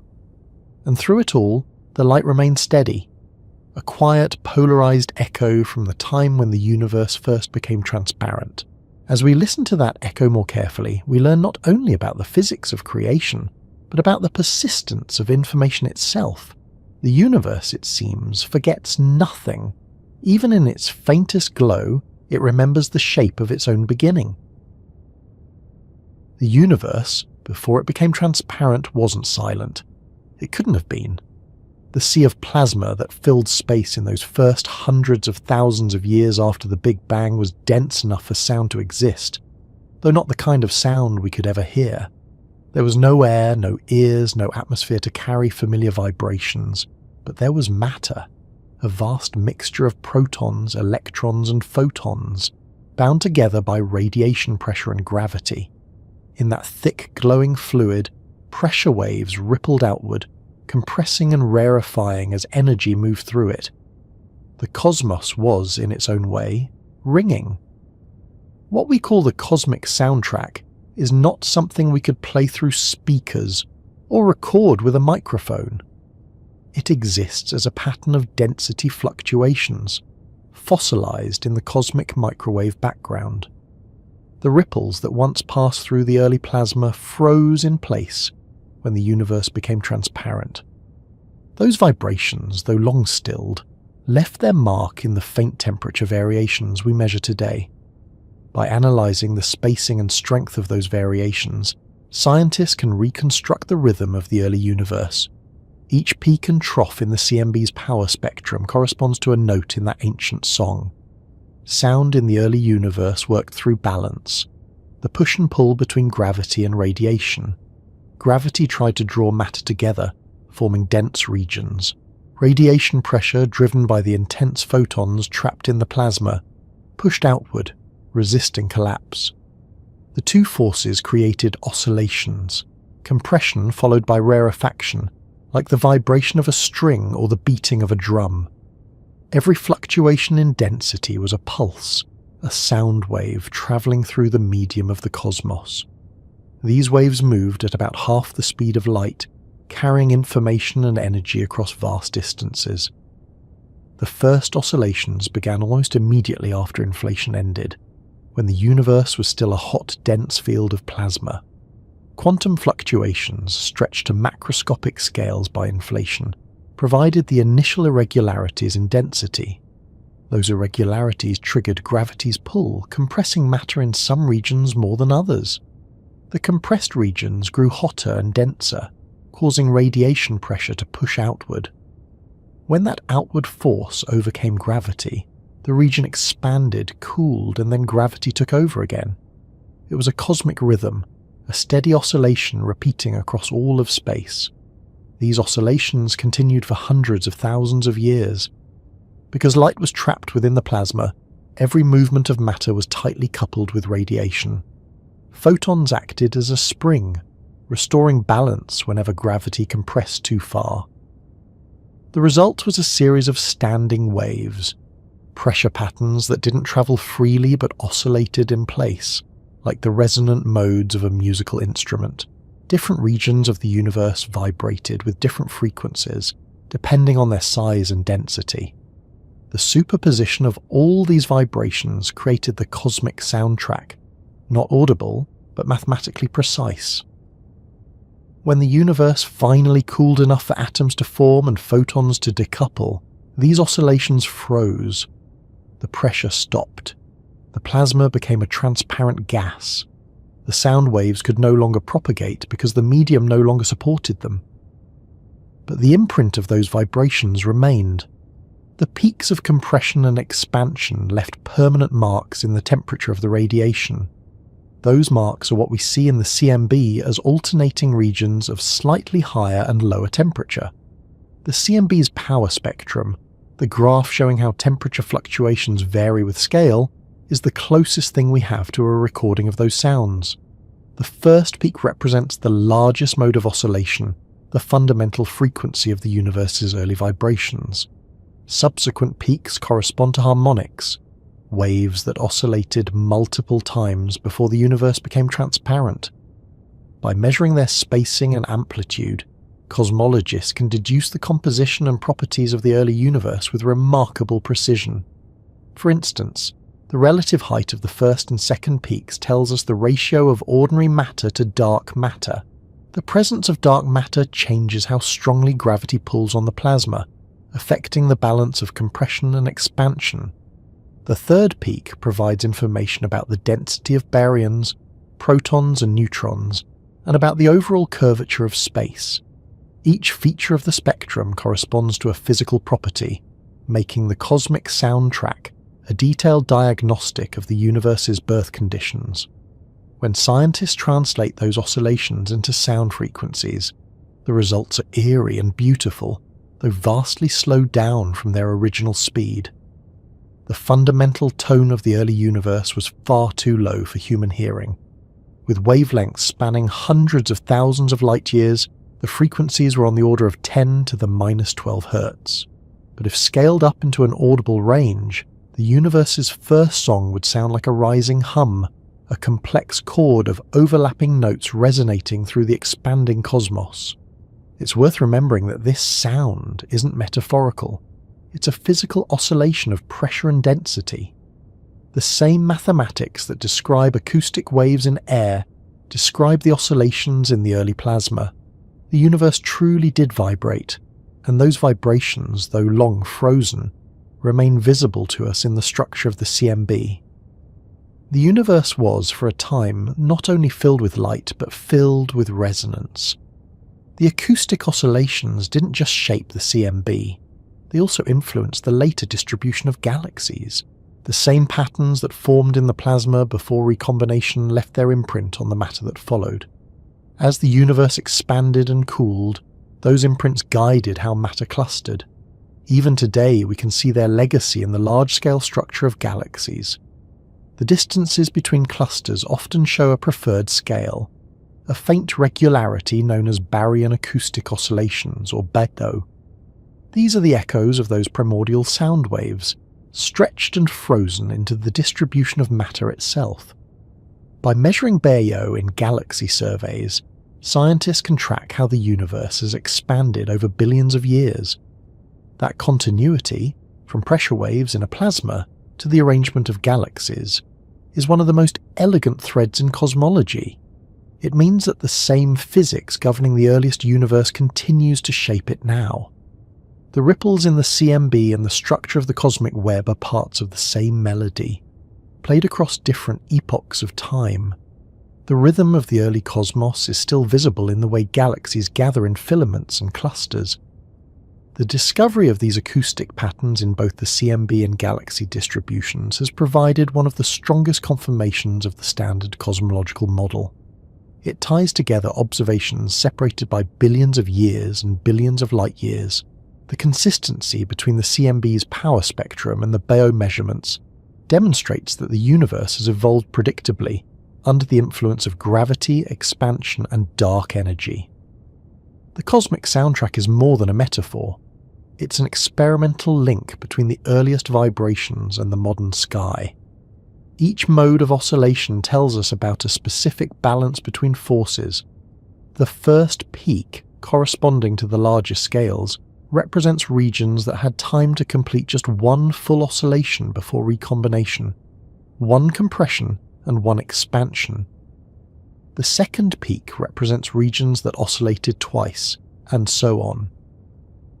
The relative strength of these peaks tells us how strongly radiation pressure resisted gravity, and how much matter was present to drive the oscillations. In this way, the universe's first vibrations reveal not only its composition, but its dynamics, how quickly it expanded, how hot it was, and how it cooled. The simplicity of the physics makes it all the more profound. The universe began as a nearly uniform field of energy. Small irregularities, amplified by gravity and pressure, produced oscillations. Those oscillations set the initial conditions for structure formation. From them, galaxies, stars, and planets emerged. The laws of acoustics, the same principles that govern the vibration of air in a flute or strings on a violin, shape the evolution of everything we see. The cosmos, in that sense, is an instrument, and the CMB is its first note. Even now, the remnants of those oscillations continue to inform our understanding of cosmology. When scientists measure the angular size of the first acoustic peak in the CMB, they use it as a standard ruler. Because we know the physical size of the sound horizon at recombination, we can compare it to the apparent size on the sky to determine the universe's geometry. The result confirms, again, that space is flat. The same oscillations that once produced sound now serve as a cosmic measuring tool. The presence of these harmonics also rules out alternative cosmological models. No other theory produces the specific repeating pattern of peaks observed in the CMB. The acoustic signature is unique to a universe that began in a hot, dense state and evolved under the influence of gravity and radiation. It's as though the cosmos left behind a perfect fingerprint of its own history, encoded in a pattern of waves. The precision of this fingerprint allows scientists to measure parameters with extraordinary accuracy. We know the age of the universe, 13.8 billion years, primarily from the shape of the CMB's power spectrum. We know the relative amounts of dark matter and dark energy from the heights and positions of its peaks. We even know how fast the universe was expanding when it was only a few 100,000 years old. All of that information comes from the frozen echoes of sound. It's difficult to imagine that such vast knowledge could emerge from something as intangible as pressure waves. Yet that's the beauty of physics. Simple principles, extended across unimaginable scales, can explain the grandest patterns of nature. The universe's first music wasn't composed of matter, but of motion, the movement of energy through space and time. And though we can no longer hear it, we can still see its trace in the faint speckled glow that fills the sky. If we could somehow travel back to that early era and immerse ourselves in the plasma, the experience would be beyond comprehension. The entire universe would appear as a bright, glowing fluid, opaque and radiant. Everywhere, matter would be in motion, rising and falling in enormous waves. The scales of those waves would dwarf anything imaginable, crests and troughs spanning hundreds of thousands of light years, oscillating in slow motion compared to the heartbeat of a human lifetime. The sound would not be sound as we know it, but pressure, a continuous resonant vibration of the medium itself. When the universe became transparent, those waves stopped propagating, but they did not vanish. The last snapshot of their motion became the CMB we observe today. The pattern of temperature fluctuations is a frozen image of sound, the final frame of a vibration that played for hundreds of thousands of years. Every hot and cold spot on the sky corresponds to a phase of those oscillations. The cosmic soundtrack ended abruptly, but its echoes continue forever. The very existence of these oscillations provides yet another confirmation of the Big Bang model. If the universe had always been cold and static, there would be no mechanism for such coherent vibrations to exist. The presence of acoustic peaks in the CMB proves that the universe was once hot, dense, and filled with tightly coupled matter and radiation. The sound waves are the direct consequence of that coupling, the audible or rather visible memory of a time when light and matter were inseparable. Even the way those waves decay tells a story. As the universe expanded, the amplitude of the oscillations diminished. The energy of each wave was spread across an ever-growing volume of space. The frequency of the waves decreased as the density dropped. The rhythm slowed. Eventually, as atoms formed and photons decoupled, the music stopped altogether. But the silence that followed wasn't empty. It was filled with potential. The potential for matter to condense, for light to travel, for the universe to become visible. The end of sound was the beginning of structure. What we call silence now is, in truth, a continuation of that same process. The expansion of space has stretched the wavelengths of those ancient vibrations to such enormous scales that they're no longer waves in the usual sense. They've become the scaffolding of the universe's large-scale structure, the framework upon which galaxies formed. The cosmic soundtrack never truly ended. It simply transformed, slowing its rhythm until it became imperceptible, leaving only the geometry and distribution we see today. When cosmologists plot the CMB's acoustic peaks, they're not just measuring temperature. They're reading the score of that ancient music. Each peak is a note, each trough a pause, and together they form the melody of the cosmos's first era. The fact that the data fits the theory so precisely, that the peaks occur exactly where the equations predict, is one of the most extraordinary achievements of modern science. It shows that the universe's first song was not random noise, but a coherent, measurable symphony governed by physical law. Even the slight deviations from the perfect pattern hold meaning. The small differences in amplitude between peaks reveal the presence of dark matter, which influenced how the waves evolved. Without dark matter's gravitational pull, the oscillations would look different. In this way, the cosmic soundtrack is also a record of the unseen. The invisible matter that makes up most of the universe revealed itself through its influence on the earliest vibrations. The cosmic soundtrack continues to guide us in other ways too. By comparing the CMB's acoustic peaks with those found in galaxy surveys, scientists can test whether dark energy has changed over time. If the expansion of the universe had varied differently, the spacing of the peaks in the matter distribution would not align with those in the CMB. So far, they match perfectly. reinforcing the idea that the same dark energy driving the universe today has been constant for billions of years. The early universe's sound waves thus connect directly to the modern universe's acceleration, an unbroken link between the first vibrations and the expanding cosmos we live in. The universe no longer resonates in the way it once did, but its structure still carries the memory of its original harmony. The sound waves that shaped the plasma became the patterns that shaped the stars. The same physics that made the cosmos sing now determines how galaxies cluster, how light bends, and how time itself unfolds. The rhythm of the early universe has become the pattern of the present one, and as we continue to listen, through telescopes, detectors, and the mathematics of the CMB, the universe keeps offering new verses of that ancient song. Each measurement reveals another layer of resonance, another chord in the grand composition of cosmic history.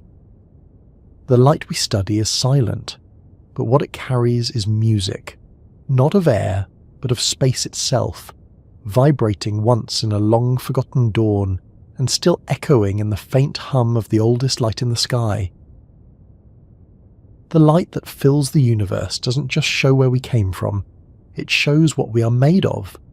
The cosmic microwave background, faint and ancient as it is, acts as a mirror, one that reflects not our image, but our origins. When scientists study that light, they are looking into a reflection of the universe's composition, its balance of matter and energy, its subtle imperfections that became everything familiar. The CMB is not only a photograph of the past, it's a precise record of the ingredients and proportions that shaped existence itself. When we look into that mirror, we see that the universe is built mostly from things we cannot see. The light tells us that only about 5% of everything is ordinary matter, the kind that makes up atoms, planets, stars, and us. The rest, more than 95%, is invisible. Roughly 27% is dark matter, an unseen form of mass that interacts through gravity but not light. The remaining 68% is dark energy, a mysterious force that drives the universe's accelerated expansion. These numbers come directly from measurements of the CMB, the pattern of ripples, the heights of the acoustic peaks, and the overall curvature of space combine to reveal the cosmic recipe. It is astonishing that from the faint afterglow of creation, we can deduce the invisible architecture of reality. The way this information emerges is rooted in physics as simple as it is profound. When the universe was young, all forms of matter and energy interacted with each other. The density of each component affected how sound waves moved through the plasma. More ordinary matter meant stronger compression, which altered the amplitude of certain peaks in the CMB's spectrum. More dark matter changed the gravitational potential wells that those sound waves oscillated within. And the presence of dark energy, though insignificant at that early time, determined the universe's overall geometry, subtly influencing the scale of the observed fluctuations. By fitting the observed power spectrum to models based on these principles, scientists can infer the relative amounts of each component. The CMB doesn't just show light, it reveals composition. The proportions it reveals are not arbitrary. They define how the universe evolved, how galaxies formed, how stars were born, and even how long it took for life to appear. If there had been slightly more ordinary matter, the universe would have collapsed under its own gravity before it could cool. Slightly less, and structures would never have formed at all. The balance we observe is delicate, the result of physical laws operating with remarkable precision. In that balance, written in the pattern of ancient radiation, we find the reflection of everything that would one day look back at it. To understand why these numbers matter, imagine the early universe again, a dense, hot mixture of matter and radiation. In that environment, the density of dark matter determined how deep the gravitational wells were, the places where matter would begin to collect. Dark matter doesn't interact with light, so while the photons pushed against the baryons, the ordinary matter, dark matter simply waited, unmoved by radiation pressure. It gathered silently, forming the invisible scaffolding upon which visible structures would later form. When the photons finally decoupled at recombination, the baryons began to fall into those dark matter wells, pulled by gravity into the first seeds of galaxies. This CMB shows us those seeds, the places where dark matter had already begun to shape the future. The light from that moment carries a signature of these interactions. Regions with more matter show slightly higher temperatures because photons had to climb out of deeper, gravitational wells, losing energy in the process. This subtle effect, known as the Sachs-Wolf effect, adds another layer of information to the CMB's pattern. By studying it, scientists can measure the strength of the gravitational potential at the time of recombination, a direct window into the distribution of dark matter. Even though we can't see dark matter directly, we can see its shadow in the way it shaped light. This mirror of origins doesn't stop at matter.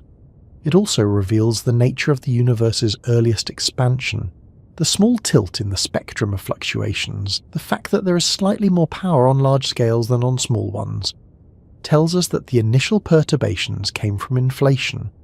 That tiny tilt, known as the scalar spectral index, measures how quantum fluctuations were stretched across the cosmos. Its value, around 0.96, matches what inflationary models predict for a universe that expanded exponentially. The CMB is therefore both a reflection of the universe's composition and a confirmation of its earliest dynamics. When we interpret the CMB as a mirror, what we see is not just the physical matter that fills the universe, but the relationships between its components. The ordinary matter, dark matter, and dark energy are not separate entities. They interact through the geometry of space-time. The proportions the CMB reveals are the parameters that define that geometry. They determine how fast the universe expands, how structures grow, and how light travels through it. In this sense, the CMB is not a static image, but a map of interdependence, a record of how everything affects everything else. The reflection also shows us something about time itself. The uniformity of the CMB across the sky means that the universe's earliest moments were in near-perfect thermal equilibrium. That equilibrium could not have happened without inflation, which expanded a small, uniform region to cosmic scales. But the slight imperfections, the tiny ripples in temperature, are what allowed time to move forward in a meaningful way. Without differences in density and energy, there would be no gradients to drive motion, no structure to evolve, no entropy to increase. In those imperfections, the universe gained its arrow of time. The CMB shows not only where we came from, but how time itself began to unfold directionally. It's strange to realize that the same light that reveals the origins of matter also reveals the conditions that made memory possible. The asymmetry between uniformity and difference is what allows the universe to change. Every fluctuation in the CMB is a record of that asymmetry, a small imbalance that set the flow of time into motion. When we measure those fluctuations, we're not just looking back. We're watching the first distinction between before and after. The mirror of the CMB reflects other aspects of ourselves too. The atoms in our bodies, the carbon, nitrogen, oxygen, and iron, were forged in stars that descended from the first structures seeded by those fluctuations. The same gravity that amplified those early ripples eventually gathered hydrogen into dense clouds, igniting nuclear fusion and creating the elements of life. The process took billions of years, but its foundation was laid in the pattern of the CMB. The map of temperature variations, subtle and precise, determined where galaxies would form, how they would cluster, and where stars would live and die.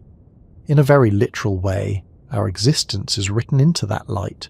It's not only matter and structure that the CMB reflects, it also reveals how energy itself behaves on the grandest scales. The way the CMB cools as the universe expands, its temperature decreasing steadily over time, follows the same thermodynamic laws that govern everything from steam engines to stars. The radiation has cooled from roughly 3000 Kelvin at recombination to just 2.725 Kelvin today. This exact temperature measured with exquisite precision, confirms our understanding of how expansion stretches wavelengths and lowers energy. The CMB's temperature is a direct measure of the universe's age and scale. When scientists first measured this background temperature in the 1960s, they were confirming not just a theory, but a prediction of remarkable accuracy. The light's current temperature matches what we expect from a universe that has expanded by a factor of roughly 1,000 since recombination. Every photon we detect has been stretched to a wavelength 1,000 times longer than it was when it was emitted. This stretching is what turns visible light into microwaves, and it's the same mechanism that cools the radiation. The mirror shows us, in its faint glow, the direct consequence of expansion itself. That same expansion continues today, driven by dark energy. The acceleration of the universe, discovered in the late 1990s through observations of distant supernova, was already anticipated by the balance revealed in the CMB. The flatness of space, the composition of energy, and the rate of expansion all align perfectly with a universe dominated by dark energy. This connection between the earliest and latest epochs, between the CMB's smooth background and the modern universe's accelerating growth, is one of cosmology's great symmetries. The mirror doesn't stop at the past, it extends into the present. Every refinement of CMB measurements sharpens that reflection. With each new satellite, each new survey, we see the universe's face more clearly. The Planck mission, for instance, measured not only the temperature fluctuations, but also the polarization of the CMB with unprecedented accuracy. That polarization pattern adds depth to the reflection, revealing how the first light scattered and how later structures distorted it. In those distortions, we can see the gravitational influence of dark matter and the subtle lensing caused by galaxies and clusters. The CMB becomes, in effect, a mirror that shows both the distant past and the intervening history.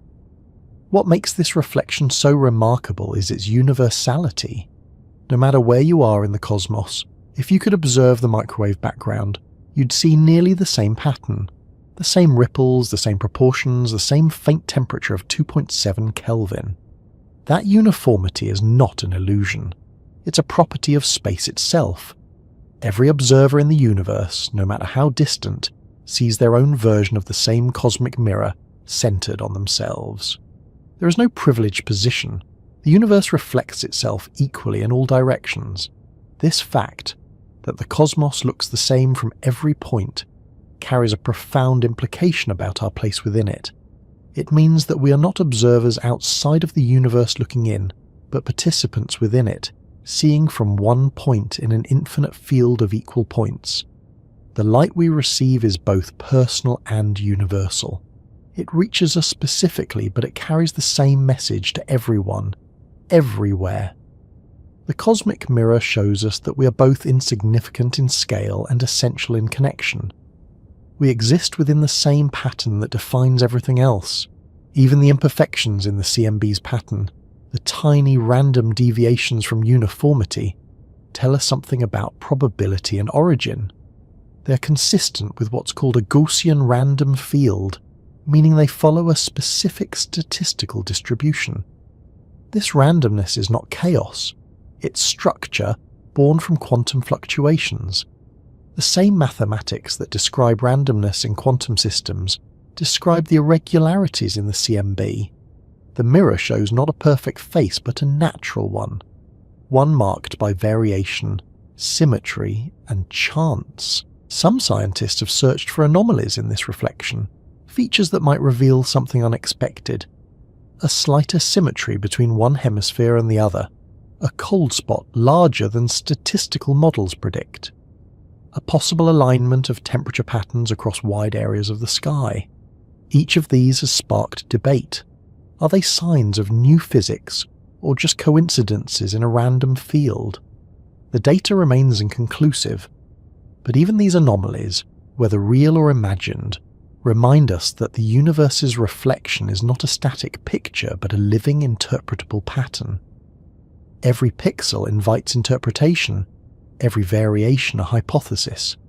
Looking into the CMB's mirror is unlike looking into any other kind of reflection. It doesn't show a surface, it shows a depth of time.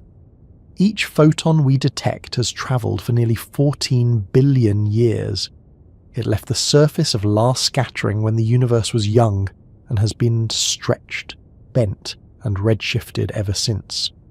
When we measure its direction and energy, we are receiving information from that exact moment in the past. The sky above us, glowing faintly in microwaves, is a spherical shell of ancient history. We are surrounded by it. Every direction is the past. Every photon is a piece of our origin. What's most striking is how familiar this process feels, even though it deals with scales far beyond human experience. We look into mirrors every day to understand who we are, yet those reflections only show the surface. The CMB is a mirror of a different kind, one that shows structure beneath structure, pattern beneath form, cause beneath consequence. It shows how light and matter, energy and space, chance and necessity combine to make everything we know. The mirror doesn't show us our faces. It shows us why faces exist at all. That faint glow, that quiet background radiation still passing through us every moment, is not just a relic of the Big Bang. It's a continuing presence, a reminder of the universe's constant expansion and memory. It tells us that nothing in the cosmos is ever truly lost. Every photon carries the story of where it's been. Every interaction leaves a trace. The CMB is the sum of those traces, the universal archive of beginnings. And as that light continues its journey, moving ever outward through space, it keeps reflecting new things. The gravitational pull of clusters, the faint distortions of lensing, the slow red shifting of cosmic expansion. Each of those effects adds another layer to the reflection, another clue about how the universe evolves. The mirror keeps changing even as its image remains ancient. Soon, that same light would bring us to the edge of visibility itself, to the limit of what can ever be observed. Beyond it lies only darkness, not because there is nothing there, but because the light from those regions has not yet had time to reach us. The cosmic mirror shows not only where we came from, but also where the boundary of knowledge stands. Beyond that boundary, space continues, silent and invisible. The light we have is enough to see just far enough to understand what lies beyond imagining. The light from the beginning is still arriving. Every second, every minute, every hour, the oldest photons continue their slow descent through expanding space, crossing distances so vast that human language struggles to contain them. When we study that light, we're not merely observing the past, we're witnessing it in the present. Each photon of the cosmic microwave background is a messenger from a time when atoms first formed, carrying with it the conditions, temperature and texture of that moment. Looking into that radiation is not like looking far away. It's like looking back through time itself. To gaze into the cosmic microwave background is to confront the limit of what can ever be seen. Beyond that light lies a wall of opacity, a time before transparency, when photons could not travel freely. The CMB marks the surface of last scattering, the boundary between the visible universe and the unobservable past. It is, quite literally, the edge of sight. Every telescope, every detector, every experiment designed to capture ancient radiation is aimed not into a region of space, but into a period of time. The further we look, the earlier we see. That simple principle, that distance corresponds to age, defines modern cosmology. Light takes time to travel, and the universe has been expanding all the while. The farther away a source is, the older its light. Galaxies a few million light years distant show us the recent past. Galaxies billions of light years away show us the early universe. But the cosmic microwave background stands beyond them all. It is the farthest light there is, the oldest information that can ever reach us. To gaze upon it is to see the universe as it was just 380,000 years after its beginning. In a way, the CMB is both the beginning and the limit of vision. Anything that existed before recombination is hidden, not because it didn't exist, but because light couldn't escape. The plasma that filled the early universe was so dense that photons scattered endlessly, bouncing off free electrons without ever travelling far. Space was filled with brightness, but it was brightness without direction. Only when atoms formed, freeing the photons to move unhindered, did that brightness take shape as radiation that could travel, radiation that we can still detect today. Every observation we make of the CMB is a direct measurement of that moment of release. The photons we collect now left their points of origin nearly 14 billion years ago and have been travelling ever since. The universe has expanded roughly 1,000 times during their journey. Their wavelengths have stretched from visible light to microwaves, their energy reduced, their colour faded, but their information intact. Each one carries a record of temperature, density and motion from the dawn of transparency.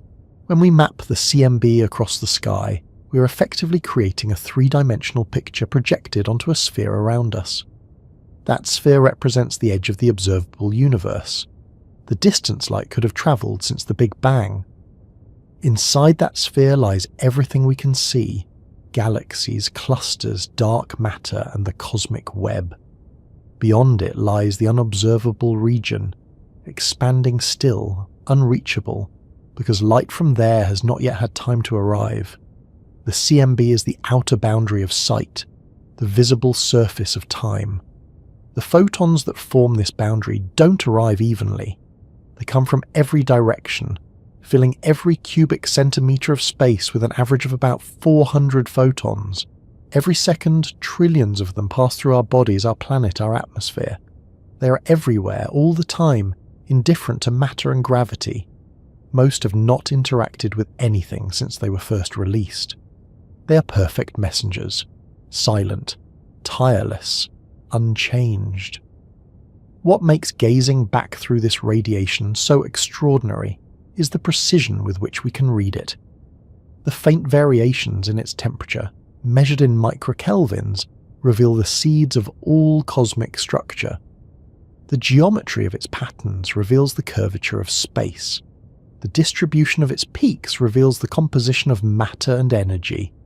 The polarization of its light reveals the motion of the early plasma, and even hints of gravitational waves from inflation. Every detail, every subtle fluctuation, is a clue, a data point in the reconstruction of the universe's entire history. When scientists look at the CMB, they aren't seeing an image in the ordinary sense. They're seeing a record of physical processes frozen in time. Each variation in brightness corresponds to a density contrast, a small difference in temperature that reflects how matter and energy interacted before light could escape. The photons themselves are not static. They've been stretched and deflected by the structures they've passed along the way. The light we see is not only ancient, but also altered by the entire history of the universe between then and now. The galaxies, clusters, and filaments that formed later all leave faint imprints on the background through gravitational lensing and other effects. In the CMB, we see both the first moment of visibility and the integrated record of everything that has happened since. To gaze into this light is to see the universe layered in time. The foreground shows the present, our galaxy, our stars, our dust, our cosmic neighbourhood. Behind that lies the distant distribution of galaxies, clusters and voids, and behind it all, the CMB, glowing faintly, the background to everything else. Each layer is another step backward, another chapter in the same story. The light itself becomes the timeline, stretching from now to the very beginning. This connection between distance and time changes how we understand space. What we call out there is, in cosmological terms, back then. The further out we look, the earlier we see. Every photon that reaches us began its journey billions of years ago, when the universe was smaller, denser, and hotter. The night sky is a map, not of space alone, but of history. Every point of light is a relic of a different era. The CMB is simply the oldest of those relics, the first image in the cosmic sequence. The remarkable thing about this image is its consistency. The temperature of the CMB is nearly the same in every direction, uniform to 1 part in 100,000. That uniformity tells us that the universe was already in near-perfect equilibrium when it became transparent. Yet the small deviations from that uniformity, the ripples and fluctuations, are what give the universe its structure. The balance between sameness and difference, smoothness and irregularity, is what defines everything that followed. In those slight imperfections, we can trace the path from the formless to the formed. To understand what it means to look back through time, imagine the universe as a vast sphere expanding in every direction. The further a photon travels, the more the universe expands while it moves. Its wavelength stretches with space itself, its energy diminishes, and its temperature cools. What we see today as microwave radiation was once visible light, shining from a universe filled with plasma. The journey of those photons has been relentless. No rest, no interruption, just an unbroken flight across an expanding cosmos. The moment they reach our detectors, their story completes, and the universe's story begins again through us reading it. The scale of this journey defies normal comprehension. Each photon has travelled about 46 billion light-years from its point of origin, even though the universe is only 13.8 billion years old. This is because space itself has expanded while the light travelled. The photons have not moved through a fixed void. They have ridden the wave of expansion, their wavelengths stretched by the same process that stretches galaxies apart. They are witnesses not only to time, but to the changing shape of space itself. Every telescope that studies the CMB, from Kobe to Dusamap to Planck, is, in essence, a time machine. It collects ancient light and translates it into data, which we then reconstruct into an image of the universe's infancy. The detectors aboard these missions are designed to sense differences as small as millionths of a degree. The signals are faint, often buried beneath noise from our own galaxy, yet when cleaned and calibrated they reveal the pattern of the primordial universe. In those patterns, cosmologists find answers to questions that reach across billions of years. How old is the universe? What is it made of? How did structure form? How fast is it expanding? All of these answers come from that one layer of light. Looking at the CMB is, in this sense, the purest form of seeing possible. There is no reflection, no scattering, no secondary illumination. The photons we detect are the same ones that left the early universe unimpeded. They have not bounced off surfaces or refracted through lenses. They have simply travelled straight and free since the dawn of transparency. When they strike a detector, they carry information untouched by anything except time. The experience of seeing such light is different from seeing ordinary light. When we observe a star, we see an event that has happened in the past, but one that continues. The star still exists, still emits. When we observe the CMB, we see an event that has finished. The surface of last scattering no longer exists as it did. It's a boundary that moves away from us as the universe expands. Every moment we observe it, we are looking at a new shell of time, a slightly different horizon. The CMB is not static. It's an ongoing echo. We're always seeing it as it was 13.8 billion years ago, but it keeps receding, carried outward by expansion. The fact that we can measure this with such precision shows how consistent the laws of physics are. The same principles that describe light scattering in a laboratory describe light scattering across the universe. The same thermodynamic equations that apply to a gas in a container apply to the plasma that filled all of space. Time and scale change, but the rules remain constant. The CMB, in its faint uniformity, confirms that the universe is lawful, that the same processes hold everywhere and every when. As we continue to refine our instruments, the view grows sharper. We now map not only temperature variations, but also polarization patterns, gravitational lensing effects, and subtle distortions caused by intervening structures. Each of these adds depth to the image, like layers of paint revealing hidden texture. The more we observe, the more the CMB becomes not just a flat surface but a window, one that shows both the universe's beginning and its ongoing evolution. Gazing back through time has always been part of human curiosity. Long before anyone understood what stars were, people looked up and wondered if they were seeing the past. The night sky, though unchanged in appearance, always hinted at something deeper, a delay, a distance, a history. The discovery of the CMB gave that intuition scientific form. We now know that every glance into the heavens is a look into an earlier era. The faint microwave glow that pervades space is simply the farthest instance of that truth, the ultimate horizon of memory. There's an irony in how we perceive it. The CMB is everywhere, filling every direction, yet it's invisible to our eyes. We need antennas, detectors, and algorithms to reveal it. If our senses could perceive microwaves, the night sky would not be black. It would glow faintly with a uniform warmth, the same in all directions. Every horizon would shimmer with the relic light of creation. The darkness we see is not emptiness but blindness, a limit of our biology, not of the universe. The act of gazing back through time changes how we think about the present. It reminds us that the world around us is not static. Every photon of light we see, even from nearby sources, carries a delay. The moon appears as it was 1 second ago, the sun as it was 8 minutes ago, the nearest stars as they were years ago. Everything we perceive is slightly out of date. The CMB is simply the farthest extension of that delay, a view so old that it reveals the beginning itself. In a sense, we never see the present at all. We live entirely within the light of the past.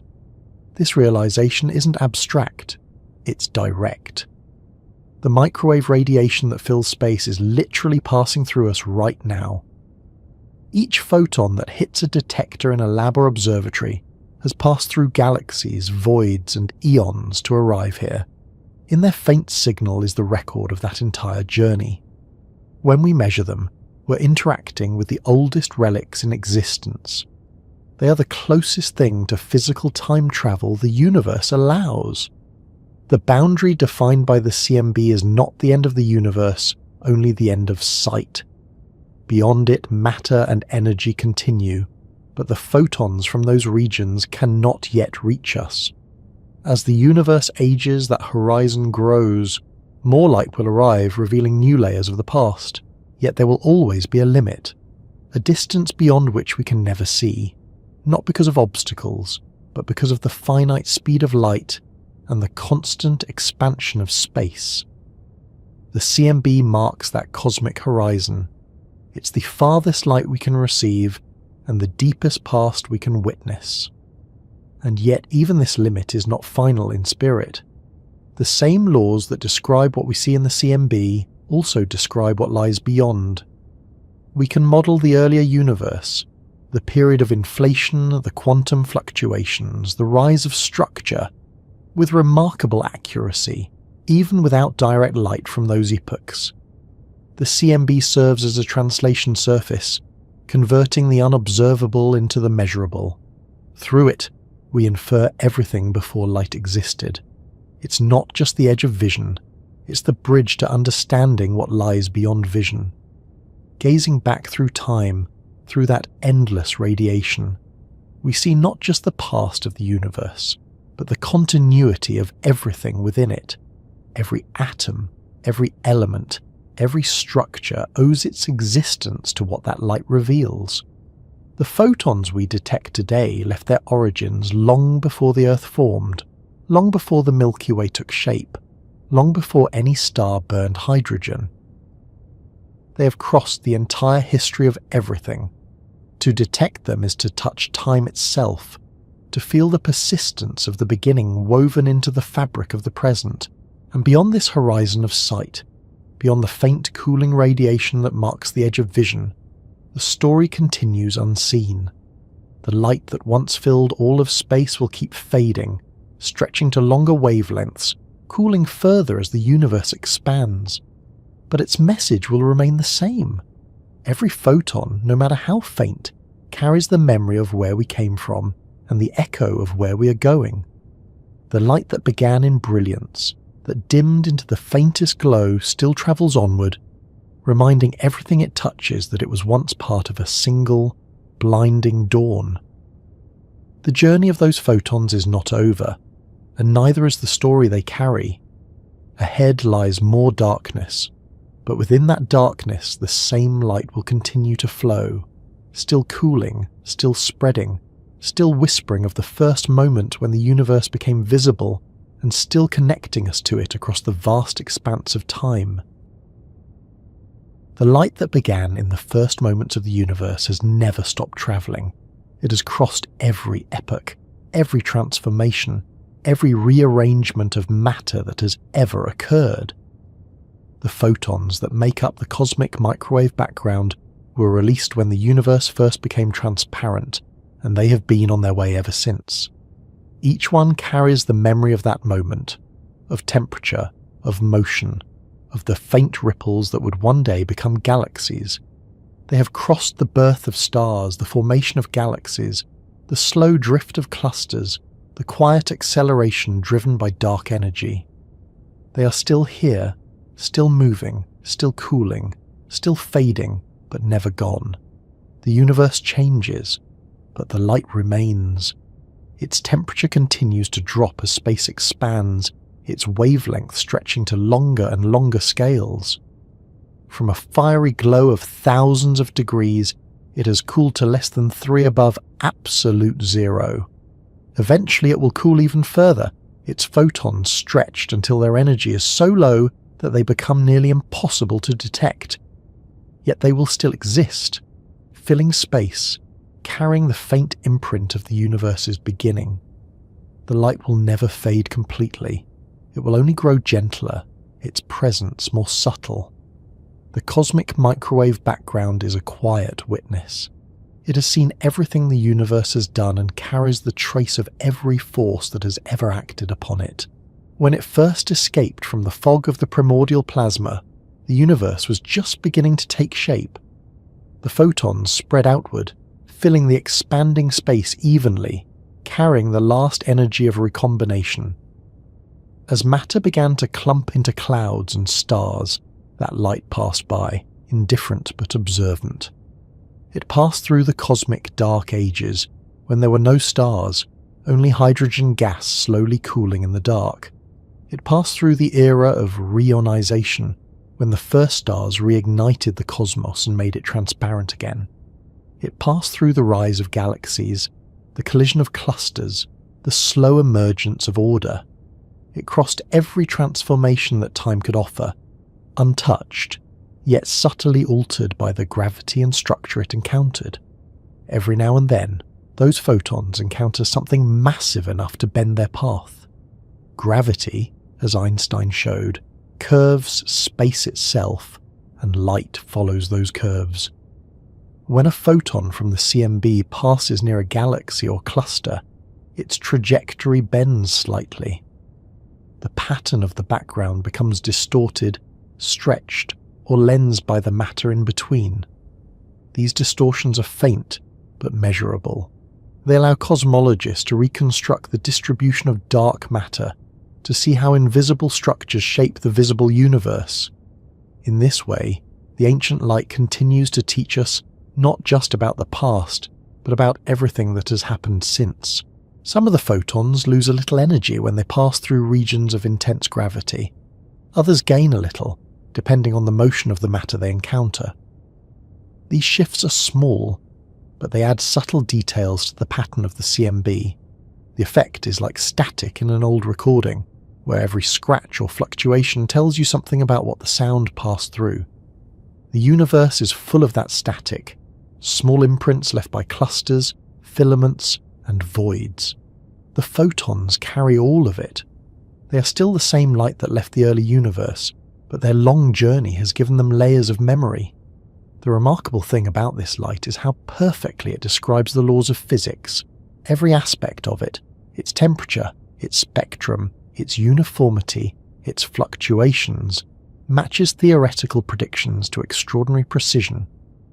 The CMB is a nearly perfect black body, meaning its spectrum follows the same curve that describes the radiation from any ideal emitter. That curve, defined by Planck's law, is one of the most fundamental in physics. The CMB fits it exactly, with no measurable deviation. This perfection shows that the early universe was in thermal equilibrium, a single smooth state of matter and radiation, balanced and consistent across all of space. To measure that perfection in light billions of years old is to confirm that the laws of thermodynamics, the same ones that govern stars and engines, have held unbroken since the beginning. Yet within that perfection lies texture. The tiny deviations from uniformity, 1 part in 100,000, are what gave the universe its character.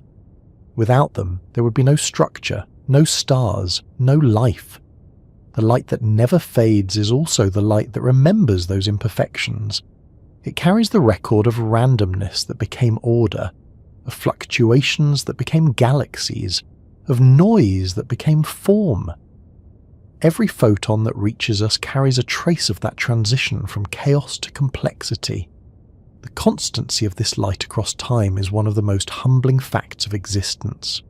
No matter where you are in the universe, the CMB surrounds you. Its glow comes from all directions equally. Every observer in every galaxy on every planet sees the same background, the same faint warmth of creation. There is no special vantage point, no center, no edge. The light defines a shared horizon, a common background for all of reality. It's a universal frame of reference, not for position, but for origin. Everything that exists, everywhere, shares that same backdrop.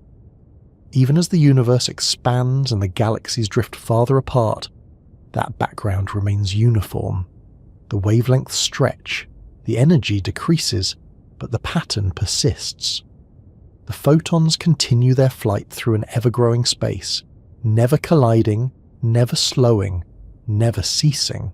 In the far future, when galaxies have receded so far that their light is redshifted beyond visibility, the CMB will still fill the cosmos.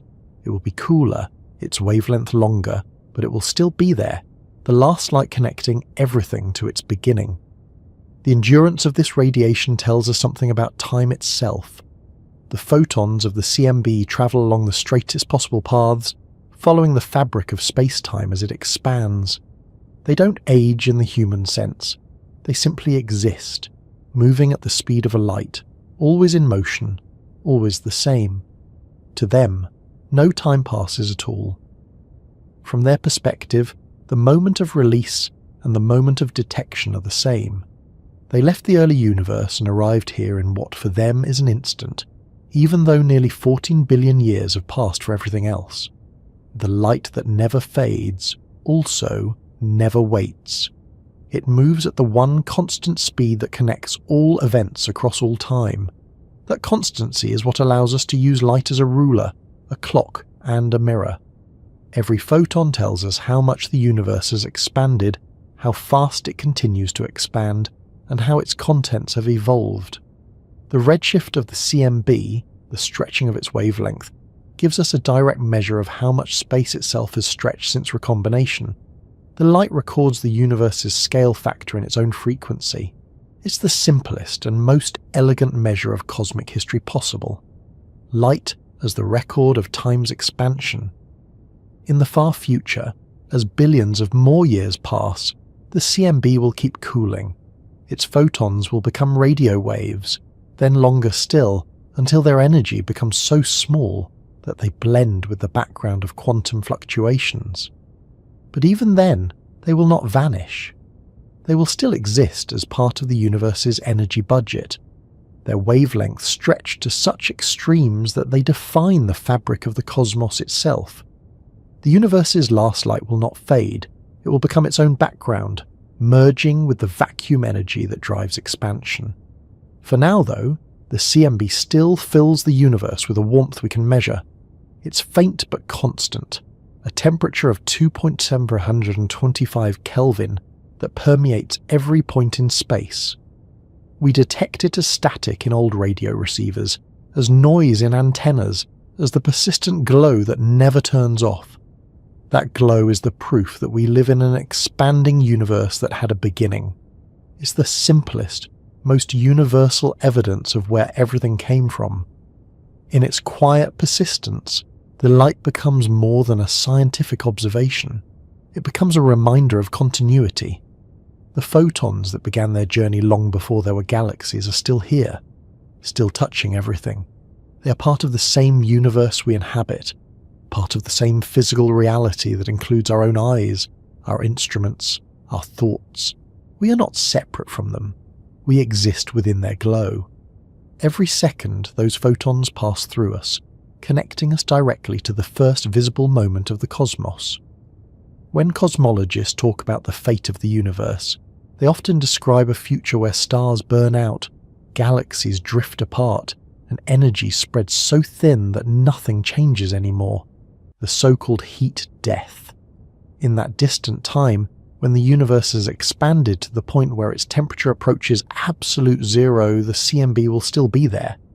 It will be unimaginably faint, its photons spread across incomprehensible distances, but it will remain the last echo of the beginning.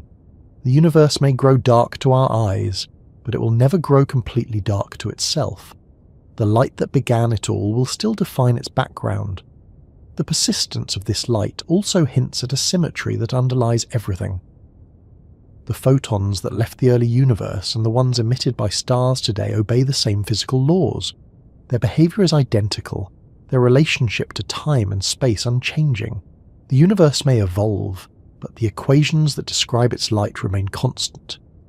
The same laws that govern the first second after the Big Bang still govern the way light bends around galaxies or passes through a room.